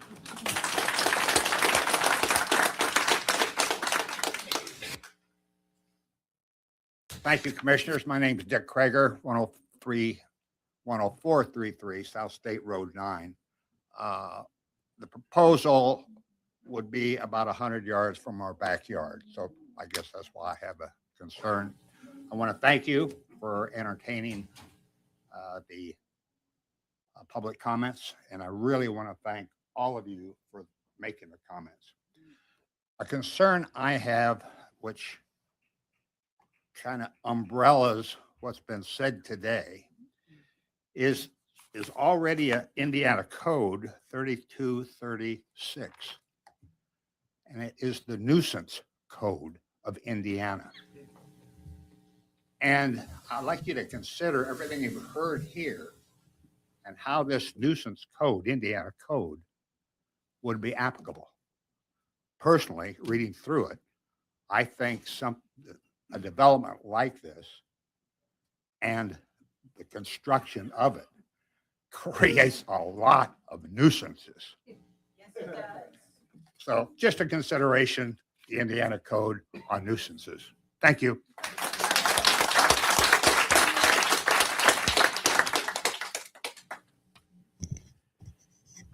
think Good about, morning. we'll about 5 minutes-ish left. I'm not sure if these people are online or if you're the last. Are you speaking, sir? Okay. We'll go ahead and get started. Good morning. My name is Jorge Silva, 2642 Atlantic Court. I lived 2/3 of my life in Anderson and Madison County. I'm an import, literally. I answered your question. Yes, I do have a cell phone. Yes, I do use social media. And anybody that does in this room is using AI, whether they consciously know it or not. It's happening. So data centers are coming. And I have a number of friends in here already that I know I'll be friends afterwards.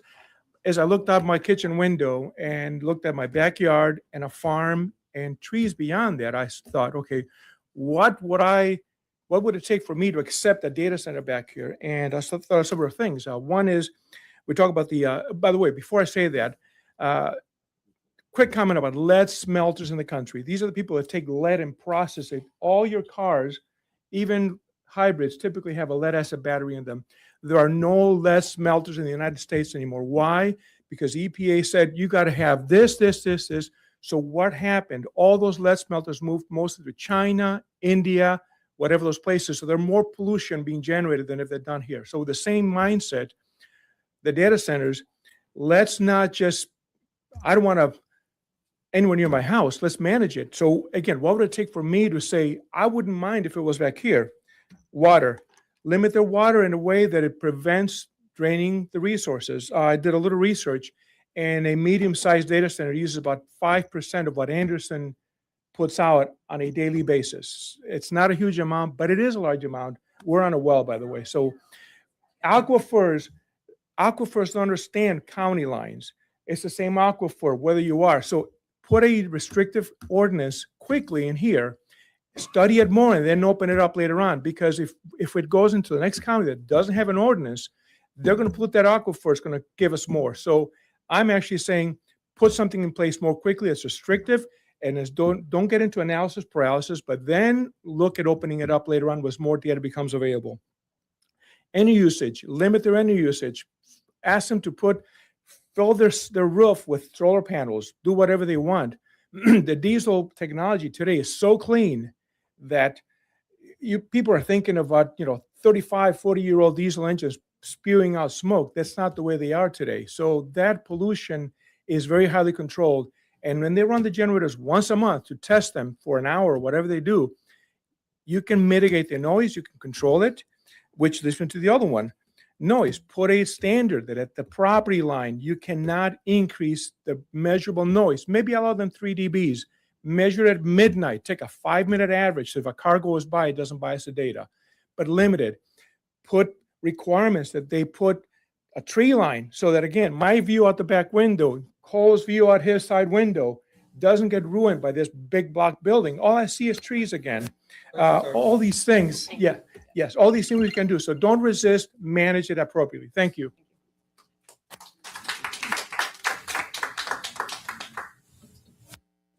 Coming to the end of our hour, so I think you might be our last one, sir. I got one more lady. No. Are you Are you the only other person wanting to speak? You got more. This gentleman would like to speak too. You got more. He's been waiting very patiently. My name is,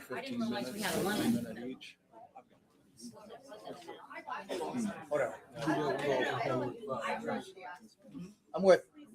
okay. Hey, My- guys. My name is Al Roadcap. I live at 4618 South, 200 East, outside of, okay. Olivia? Is Can we go everyone like wanting 2 to just, minutes for the so people everybody that have else can signed up hear? already, just We've 2 got about minutes? 8 more people that I have written down to speak. I know there's lots of other people here that want to speak, but that's what we've got about left. Okay. You guys want to make it 2? I say let them all each speak. They came here, they took the time out of their day. Thank you.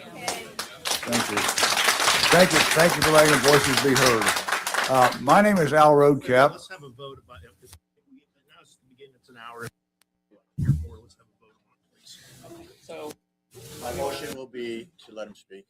For the 8 that have signed up, Ken. for the ones that have signed up. Or the ones that signed up, because they're the ones that were on the paper. Pardon me? It was going around over there. You gotta draw a line. You gotta draw a line. Some of them were outside that didn't get the opportunity to sign in. I'm here for whatever time you guys have. Okay, So it's up to perfect. the Thank board. you. It's up to these guys. Have this in July as well. Yeah. So is that, are we gonna, we need a vote on that. Does everyone want to open it up for the ones that have already signed up? Do you want it 2 minutes, 3 minutes? We announced 3 minutes earlier. Are I we make a all- motion that we let everybody that sign up for 3 more minutes until we get through everybody on the list. Second Al that motion. Rotacap is next. If he hasn't spoken. Those in favor? Could I modify that? I hate to do that. Go ahead. The ones that didn't sign up because they were out in the hallway, I understand they could not get in here. We could limit it to 1 minute. It might only be 20 people, 20 minutes. 20 minutes for them means the lifetime for us. I would say let's give them an opportunity for 1 minute. Let's allow these 8 and then a minute for everybody else after that. If they didn't get a chance to sign. Let's find out how many people out there, that wants to speak. I'll go out there and Let's find work out. on the outside. Let's find out how many want to speak. 2 minutes. Let's go. Okay, so 2 minutes, or what, is that what we're, okay. Do we need to take a vote on that officially? I would just for clearance, the people are standing there that are here Okay. today. We had a motion and a second for 2 minutes to allow the people that have already signed up to speak. Those in favor? Aye. It was 3 minutes. Do we want to make it 3? That's what we said originally. That was. We've said 1, 2, and 3. Your motion was 3 minutes for All the right, 8 people. my motion is to let anybody that has signed up on the paper before he went outside to have their 3 minutes to let everybody else like they were here originally. Everybody that signs up outside gets 1 minute. I second that. Those in favor? Aye. Those opposed? Okay, motion carries. Thank you. All right, try this again. My name is Al Roadcap. I live at 4618 South, 200 East. My credentials, if there is such a thing, I retired after 42 years with IBM as chief technologist in the IBM Business Recovery Division. We managed 154 data centers in 138 countries. So I got a little bit of experience with this. I started with a thing called DARPANET, which is, you now know as the internet, many years ago. What I can tell you is this. There's a thing out in the industry called Moore's Law, that the density of chips will double. Used to be every 18 months, then it went to 8 months. Now it's probably more like 5 or 6. These data centers are going to shrink internally.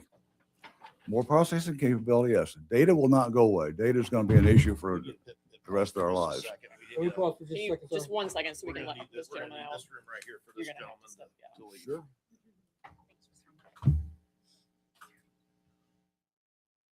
You guys please help make it clear what Yeah. path for him.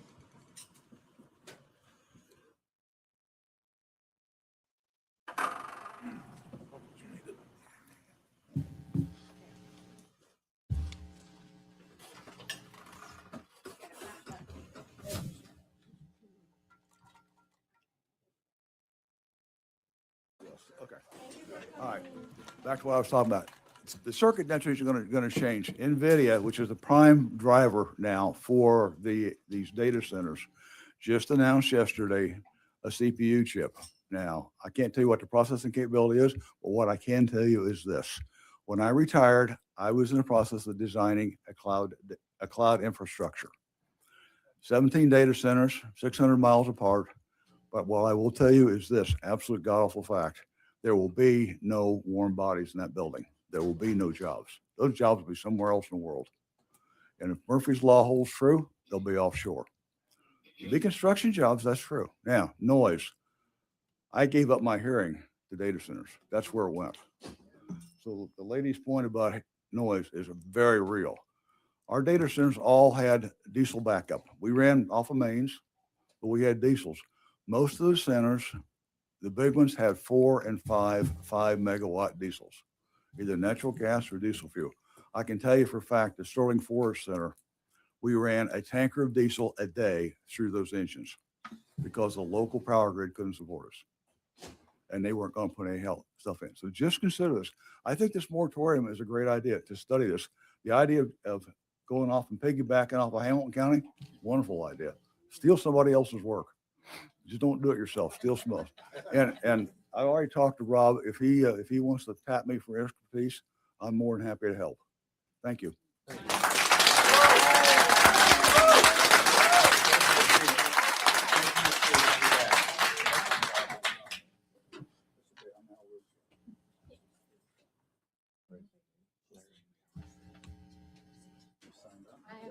Next. All right. My name is Morgan Mullins. My address is 6613 North 350 East. I live in Alexandria, technically Moonsville, Richland. So I believe that that's part of the unincorporated area that you all speak of that is possibly on the map here. And I am against it. I am, in fact, so against data centers that I would love to be the first county in the United States to put a permanent ban on them. And I think that that would also make everybody think very favorably of you. And that goes to my second thing. What actually kept me up last night was the fact that I don't feel this is a public meeting. I did not hear about this through any of you guys or through the website. In fact, on the website, it doesn't even list anything on the notes for the meeting that we were going to be speaking about a data moratorium. Sorry, I'm trying to speak fast. I think that it's ironic that the Planning Commission failed to plan. Less than a month, we had notice to get people in here. Data centers are a very hot topic. As you heard him say, we didn't have space for the disabled gentleman. I watched a lady just fall. So if this is the consideration that is taken for all of the people, I am very disappointed. I would also just like to say that while I do have faith that you guys will at least do 6 months, maybe even a year, I have more faith in everybody else here that if they don't do the right thing, you can take this device right here, request that your information be deleted, and we can go back to living like it's 1999. And that's all I have to say. Thank you.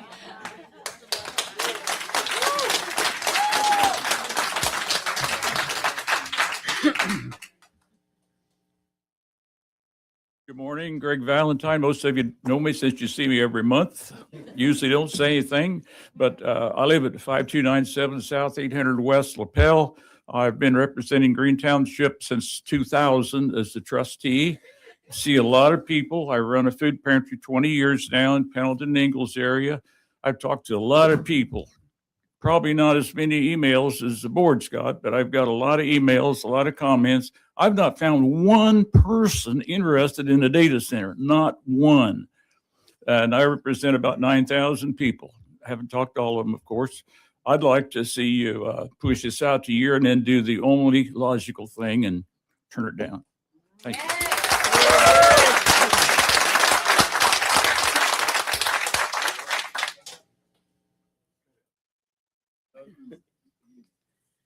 My name is Fred Gaskell. I live at 6766 South 50 West, Pendleton, Indiana. I'm a township trustee for Fall Creek Township. I've been the township trustee since 2010. And it's always been my thought that I'm serving all the people of that township after I get elected. So I'm assuming that you folks do the same. And you've heard a lot of folks out here.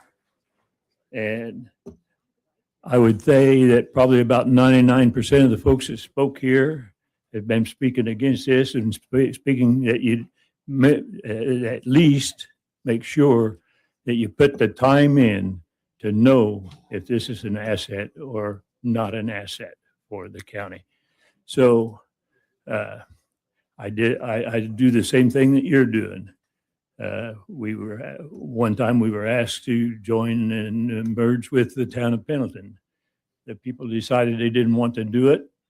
We didn't do it. That's our job.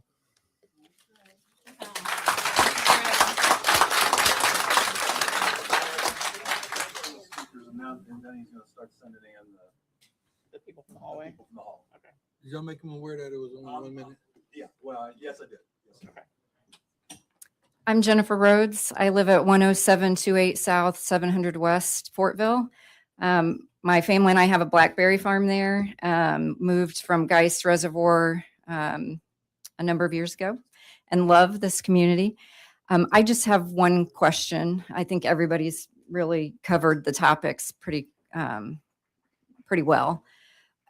I don't understand the process, so perhaps this isn't possible, but the attorney for the group that's here and beyond that is in opposition of the data centers in our county has suggested that you all could vote today on this being 12 months. And we've heard a lot of people say, we don't want just 6 months. 6 months isn't enough to consider something so important. We want 12 months.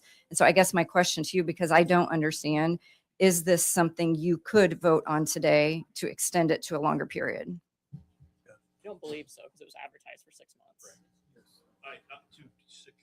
To make sure that is the least likely to have a collateral attack, especially with this doing the 6 months. I believe the safest way is to do the 6 as advertised and come back and do it 6 again. 1 month, 30 days is not going to make a difference at this point, and to get it right, so somebody can't come back, like Jeff said, let's do the 30 days, come back and make sure that it doesn't get thrown back in our face for a technicality. Okay. Well, hopefully you've heard all of the thoughts and really consider that because I think as we look at other counties that have been doing this, I don't know that I've seen shorter periods. So I appreciate the year. Thank you.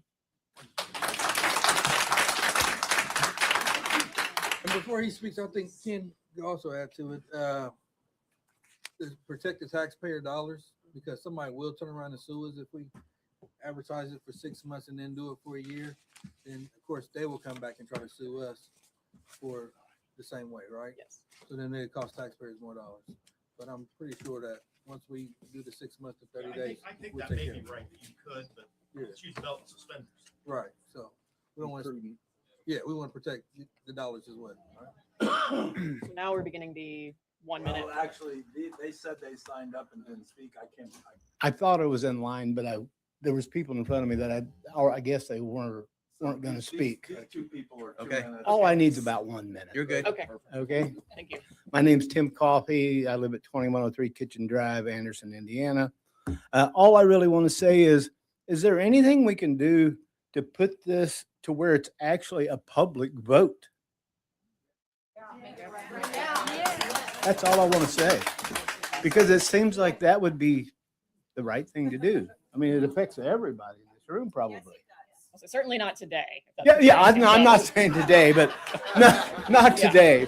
No. But doesn't that make sense? Anyway, that's all I have to say. Thank you.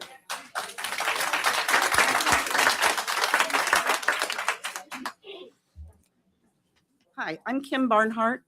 I live at 5727 West 800 South, which is about 2 miles south of the data site. But I'm here today on behalf of Paul Wilson. He has sent you all a letter, and I just want to summarize his letter, if I can, because of time, that he says many of the same things that's already been said and the things that you need to look at.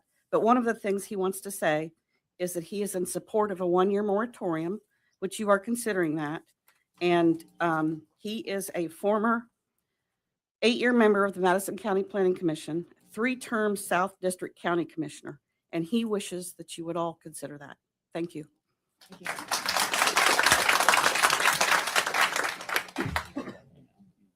My name is Heather Green. I have nothing prepared. I'm going straight on emotions.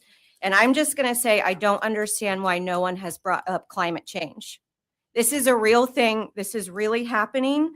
And these data centers are just going to increase the climate. Not only is it going to destroy our water sources, but what about wildlife as well? What about the wildlife? Y'all, we all deserve to be here. We all deserve to be here. It's not about left versus right. It's about right versus wrong. I beg you to please think about the citizens that you are here to represent, okay? We do not deserve to live in hell. We deserve to have a peaceful, healthy, happy, sustainable life, and these data centers are not it. Thank you.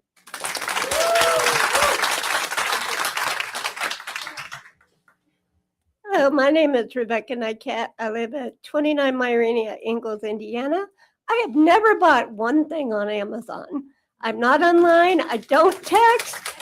Why in the world would I want this? There's a lot of people like that. No one's giving information. I had to find out about meetings from a flyer on the door of a gas station.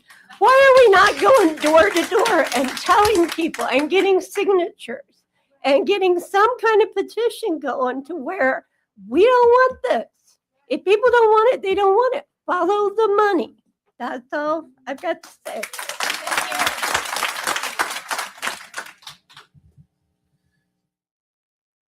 Hello, my name is Leanna Hunton. I am one of the many citizens that filled up the hallways outside of today's venue and has been cut down to 1 minute to speak.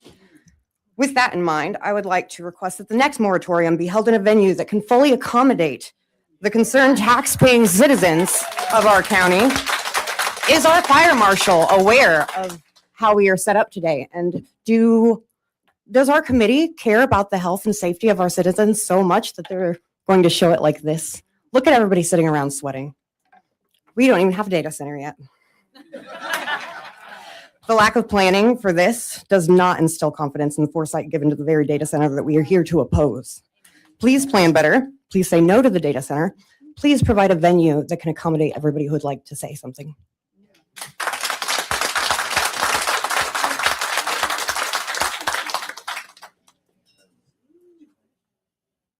Hello, my name is Caitlin Van Landingham, and I live at 8049 South Evening Drive in Pendleton. That turf is, between Ingalls and Pendleton, I hear. But I didn't prepare anything. I didn't know what the meeting was going to be about today because there was nothing I could find online. And I just want to make a couple points. And first of all, I came here with zero expectations, and I have been completely blown away by this community. I don't care what political spectrum you're on. We are all here together, and our voices are against this. End of story. And I hope that you guys will reflect our voices too.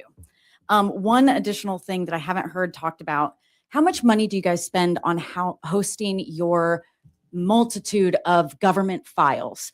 The property tax infrastructure online, the property tax ownership records that we're all able to access, vital records, all of these government internet infrastructure exists in a cloud. And if you're not paying it for yourself, you're paying a third party to host all of that stuff for you. Why are you not making concessions to these companies offering the data centers? Yeah. Why are you not demanding space in their cloud? At least then it would benefit the community. So that's all.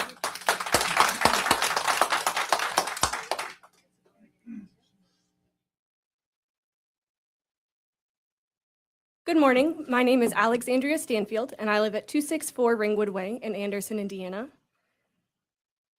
For today's meeting, I was able to stand out in the hallway with the other overflow citizens, and I am grateful for this 1 minute, although I do feel I have many more minutes to share with you. As I was able to stand out there, I was offered the opportunity to email somebody to share my moment, but we were then offered the chance to come in here to speak. So I jotted down a couple points. As I was able to type and listen to the other speakers in support of the 12-month moratorium, which I also support and request the city to implement at minimum, I ask that there be an increased transparency and accessibility for how these meetings and follow-up sessions, particularly about the data centers, are planned and scheduled, as requested by some of the other speakers today. Instead of sharing these important community meeting announcements in a paid-for newspaper and on a vaguely listed local government website that really doesn't provide much information or makes it come across as limiting knowledge and information about these happenings to actual community members. And instead of leading with clear scheduling, transparent topics, and early access, this would be extremely beneficial towards empowering citizens and clarifying the alignment between the councils and the everyday person. These obstacles to attend these meetings come across as a deterrent for citizen engagement, which I don't like to think is the case. Other obstacles include finding information about the agenda, what to expect in the meeting as a citizen, where to find information after, how to get involved, parking, as well as having to take off time from work, childcare, things like that. So if those things could be considered and listed on the website in relation to these, I think it would be even less tense, hopefully.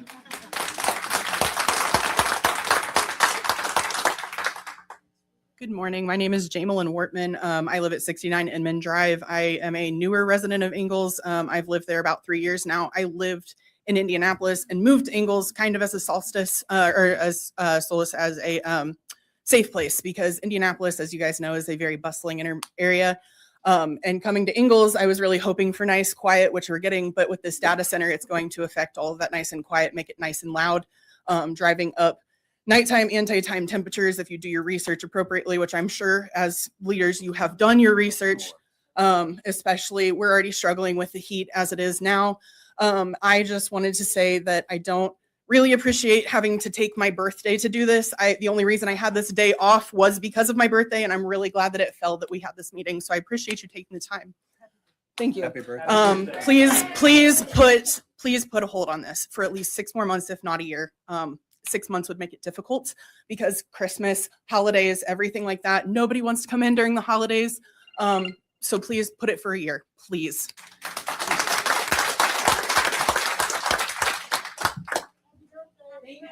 Hello. My name is Derek Miller. I don't currently live in the county. We just bought property about 1.5 miles outside of Ingalls that we will be building on. And I just wanted to talk about the open for business part a little bit. It's been a while. It's been a while since I took an economics course, but I think one of the basics was development follows population. So if all these people are telling you that they don't want to live near these things, that's going to be a population drain, a population decrease, and less development. So I think what Hamilton County has decided is they want to promote population first, and the development will come with the population. And also, as far as the notices, I know the town of Daleville has somewhere on their website where you can apply, give assent to have a text sent to you whenever there's a public notice. So those notices go out by text to anybody who signs up. Another way to handle that, I think, would be to have something put in on any school in the county. All the parents get texts from the school corporations all the time. It would be easy to forward public notices onto the parents through the school. Thank you. Thank you. Got the list, Larry. So I get something. Okay, yeah. So just for everybody's knowledge, one thing, there has been no contact made with our office, with my office that I'm aware of about a data center anywhere in this county. Nobody, no developer has called me, no property owner has called me, no company has called me. So I understand that there's one going right there. I understand all that. I don't know anything about it. Our office doesn't know anything about it. As far as the transparency goes, you can call our office anytime. I am going to develop a special page on the website as an energy update thing. You know, websites are notorious for being places to find something and places to forget to put stuff you're supposed to put on it. We will try and keep it updated every Friday. If it's not updated on Friday, please call me directly and I'll make sure it gets updated. So it'll be a Friday of every week. We'll put a notice on whatever's coming next week, energy related. Data centers, bass. You go fishing too. Carbon sequestration, we've got all kinds of stuff. So there will be a page on the front of our website trying to cover this. So thank you. Oh, I'm Larry Strange. I'm the executive director of the Planning Commission. What's your number? How can we contact you? 765-21. Oh, wait a minute. 765-641-9540. It's on the website. I don't call myself very much. So. Oh, go ahead. I'm sorry, sir. No, it's all right. It's all right. I thought that was a line, and that's all right. Are you on the list? I am. Yeah. They had put me on the What's list your out name? there. My name's Kyle Snell. Yeah, yes, sir. Hello, everyone. My name is Kyle Snell. I live at 7755 Mansfield Way in Ingalls in the Prairie Hollow subdivision. The one thing I just wanted to mention is I want to talk about EMF radiation. I do paranormal investigations. Next weekend, I get to go investigate Waverly Hills. But one of the things that you find out as a paranormal investigator, especially in houses, is that high EMFs can cause feelings of regret, depression, makes you feel crazy, makes you think you see things that you don't see. And that's when you don't have shielded EMF. Now, a building this size is going to create a massive amount of electromagnetic radiation. And that is going to be very detrimental to the health and welfare of the citizens of this county. We had back in, I believe it was in the 1980s or 1990s, down in Franklin, there was a pocket of cancer in children who lived near power lines. And that is something that absolutely has to be considered, is the EMF availability of this type of a building. So thank you, guys. Mhm.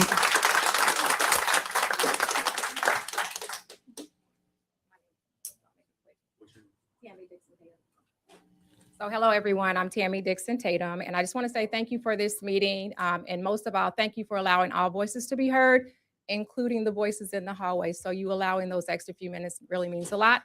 I think it's very clear what the people want. And so I'm hopeful that you all give the people what they want and pump the brakes on this data center and do more research. So I just want to say thank you for that. Thank you for allowing us to be heard today. Thank you.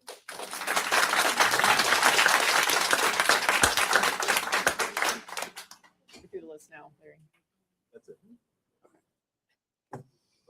Yeah. Are you Well, going to close it? Yeah, we'll close the public hearing now, and then if there are any questions or comments from the members on the board. I have a question, I guess, and I'm gonna just hearing them think without telling me, where do we go with this at this point? I mean, we're gonna have a meeting in July. Hopefully, we're gonna pass another 6 months to make it a year. Where are we gonna go with this as a group and with the planning? And I'd want to know because we understand where everybody's coming from, at least 99% of them. But nobody knows what the next step is going to be, me being one of them. So will you educate me and the board and the people where we're going to go with this at this point? Because this is huge. Look at everybody that showed up. What are we going to do and what's the planning department at this point, Larry? So it's partly in my staff report. So if you read the staff report, you'll see it. I'm not saying that as what do you call it, a reboot, but I'm telling you it's in there. So basically, we are in the process of updating our UDO. That process has taken 2 years. When we started it, we did not include specific sections for data centers, carbon sequestration, and others. Because as this has occurred, we had an initial section on BESS, as we knew BESS was coming. We are relooking at that. We have a consultant on fee to do this. I've got enough money left to have them working with me to construct basic ordinances for each of the things between now and hopefully October. Have a base using the solar ordinance as a background and filtering that in for each one. We'll have those. We're going to try to have the UDO approved soon, like in July, so that we can start saving the county money by doing things like reduced variances and all that. So basically, we hope to have these ordinances done in 6 months or a year, but they'll be done outside of the UDO. There's a placeholder in the UDO in which they will go. Got it? No, I knew that part. I would just think beyond that, where these guys didn't understand the tech with the UDO and where we're going, and then what we talked in our last meeting about expanding it to this, expanding. At this point, once the board, once we get it up with the second part of the UDO, that you're going to have HWC, I think it is. We are going to work with the HWC to construct 3 independent sections, or 4, the energy section, just basically redo the energy section. Each ordinance will come as a separate thing. So the data center will come separate, carbon, well, I mean, I can't guarantee that, but you know. Right. Okay. But that's the plan. It's But we should tell them that, because there is other things just besides what you're thinking, what's next after this. That is other things that is gonna happen in the next 3, 4, 5 months. And also, I think it's good to tell everybody that this is all being proactive. That this was Very not, much so. this is not a reactive situation right now. So normally you see us when we have meetings, it's because we're being reactive to a situation because somebody has contacted us and then we're trying to react to it to get behind it, right? But now we're getting in front of this. So I think we should give a round of applause to the commission for ahead of this before it comes in and it's sitting at our doorstep, right? So now we having something, we put some things in place. Trust me, everything is never perfect, right? But it's also a starting phase. So we're kind of getting ahead of it to have placeholders in there. And so thank you for that, Larry. Did that answer, is that what you wanted? Yeah, that's, I just Okay. want them to know that. And where then we're going. and again, I'm going to put this thing on our website. We'll try and flavor that with the spirit of this, but we are trying to be transparent. Nobody has contacted me about a data center. And I say that with Scott's honor. Thanks, Larry. Olivia, can we ask questions, or is that? So we've closed the public hearing. So are there any other comments or questions from the commission before we entertain a motion? I guess my concern is, you know, there was a lot of no's, but there wasn't really a lot of hard no's. About everybody up there said, study, more studies. We want to know more data. We want to know this. We want to know that. The 32 people that was up there, I wrote a data on 32 people that was there. There was one for sure, yes. There was a couple question marks, and one that was on the fence whether or not. I mean, nobody has reached out. Nobody's reached out about a data center. Please. No. Hold on, No, guys. we're discussing now. This is just us talking to get you guys more information. If you want to know the truth, you guys asked about more information. 33 people up here asked about more information. They wanted to know more information. I'm not opposed to giving the 6 months. I'm not opposed to the year, but not one person up here, one person up here said that let's do away with the data. Let's do away with the cell phones and stuff. Nobody in this country is going to do away with that. It's the way of life. Everybody understands it. Internet, data, and all that is the way of life. If we don't embrace it, it's going to go somewhere. I mean, I know everybody knows it's going to go somewhere, but nobody wants to do away with doing their cell phones. Everybody keeps ordering Amazon. Everybody keeps doing all this stuff, and that's all part of it. No, guys, we're discussing. So, I mean, I think we should get some more information on it. I'm not opposed to setting the motion for a 6 months and then rediscussing it in another 6 months. I mean, if you want to make the motion, that's fine. I'll second it. But I'm just saying that I think there needs to be more information because everybody up here said, we need to know more data. We need to be informed. We need to be this. We need to be this. We need to be that. And I think we should, as our duty is allowing them to have more information that we obtain. I agree with that, Michael. And here's what I've seen in my part, just sitting here. I've watched you guys speak. I watched your expressions when people spoke, clear or bad. There was some emotional, some ladies, this young lady here was very emotional when she got done. This is beyond a hot topic for everybody because it might not happen in my backyard, but it might happen in theirs. I don't live there, but we have to understand what they were going to go through. I have 2 grandkids that are autistic. I get that. So I'm afraid of that part of it. What I'm concerned about and what I've read a lot, and I've read zillions, I've got emails from you guys. I got phone calls 3 hours last night on one group just talking about it and letting them talk. I said nothing. They just talked. What's concerning is some communities out there is accepting it because they need the money. Because what bills are coming through the Senate, from the House, from the state. I'm not, my personal belief, I'm not willing to sell ourselves because we need the money to offset the taxes.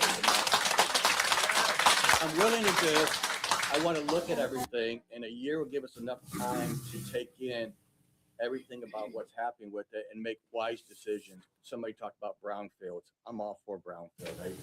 They were meant for a reason, and there was money out there from the state and federal government, EPA, for brownfields. Not saying we need it here, and you're right, they're going to go somewhere else. But I can tell you, there's communities that have it that no longer want these data centers, and now they're having a hard time getting rid of them. So we have decisions to make that will change. In my world, my grandkids mean the world to me, so it will change their world if they still live here, if they choose to. We can make it a better community if we look at it, and not saying it's not going to happen, but to jump in and say we're doing it, Mike, let's give it a year. Let's just look at it, everybody, and it's good conversation back and forth. I love the open dialogue. You don't have to agree. You like apples, I like oranges. But at the end of the day, we can agree to something that it works for the majority. It's not going to work for everybody, but it will work for the majority. And it might not work in this county, and that's okay. And if it does work in this county, we need to make it the best it can be to protect the citizens that we have. That's just my humble opinion.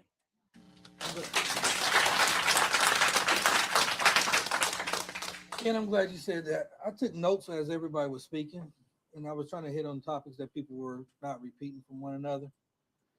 Hope everybody can hear me. Tell me if you can't hear me out there. Okay, can you hear me? All right. The mic is right here. So I'll get a little closer, all right? And some of the things I heard was talking about was basically, what is it? Well, that was a big question. What is it? What is a moratorium? What is data centers? Everybody has an assumption of what it is, right? The time frame. We know we don't have a time frame because nobody has presented one to us, right? And the approval of the ordinance on the time frame of the ordinance, which is 6 months to 12 months. Then we heard about the impact of sound, the negative impact of sound from the data centers, the air pollution, the water pollution, the increase of healthcare risk and costs that it hit the community, a lot of the noise pollution. Like you just brought up, the use of brownfield land. We all know that Madison County has some of the best farmland in the state of Indiana. So we want to protect it as well, right? The draining of our resources. We all live in Madison County. Some of us live in Anderson, and we know you sneeze hard enough, the lights might go out, right? So we want to protect that. But also, somebody asked about limiting resources for the data center. I mean, that would probably be, I guess, a far-fetched thing to try to tell somebody what they can and cannot do once we open Pandora's box for them, right? And one of the things I really, towards the end, was hitting hard was the overflow of attendance here. And people talked about how it's not easy to obtain information. And this is something that we can control right now, as far as, the next meeting and stuff. And I think that's something we as a committee or commission needs to look at, because your voices are very much important and we need to listen to what you guys have to say. A comment was made about financial needs for the county, and that if we do this, that we're going to be hurting our financial future for our county.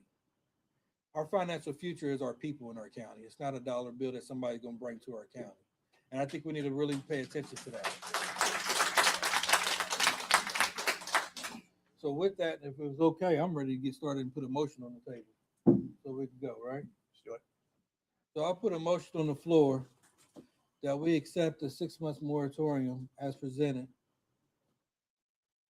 for a favorable recommendation to the county commissioners. And this will be petition 26 TA 001. Jeff, are we gonna add to that? We have to do that, but we have to do that later, right? That's gonna be that's gonna be on our next agenda. Okay. Yes, on the- I've been directed to put that on the agenda. Okay, Yeah. okay. I I'll just wanna handle make the sure that noticing we of had. that. Because I didn't think we had to add that, right? I'll second it. Yeah, thank you. Okay, Nikki, could we have a roll call vote? Stacy Kennett, Yes. This is the favorable recommendation. Favorable recommendation for a 6-month moratorium. Yes. Rob Steele, Yes. Corey Bolander, Yes. Jerry Alexander, No. Lindsey Brown, Yes. Ken Kaczynski, Yes. Mark Gary, Yes. Olivia Pratt. Yes, Thank you. that will be on our agenda next Tuesday, the 16th, the commissioner's agenda. Is there anything else, Larry, that you have for us No. today? Just to reiterate, by Friday, we will have, what day is today? Tuesday. By Friday, we will have an update on the website for this. Is there anything else from the board? Motion to adjourn. Do we have a motion? Second. All right, we are adjourned. Guys, can I have your attention, please? We need to respect the courthouse.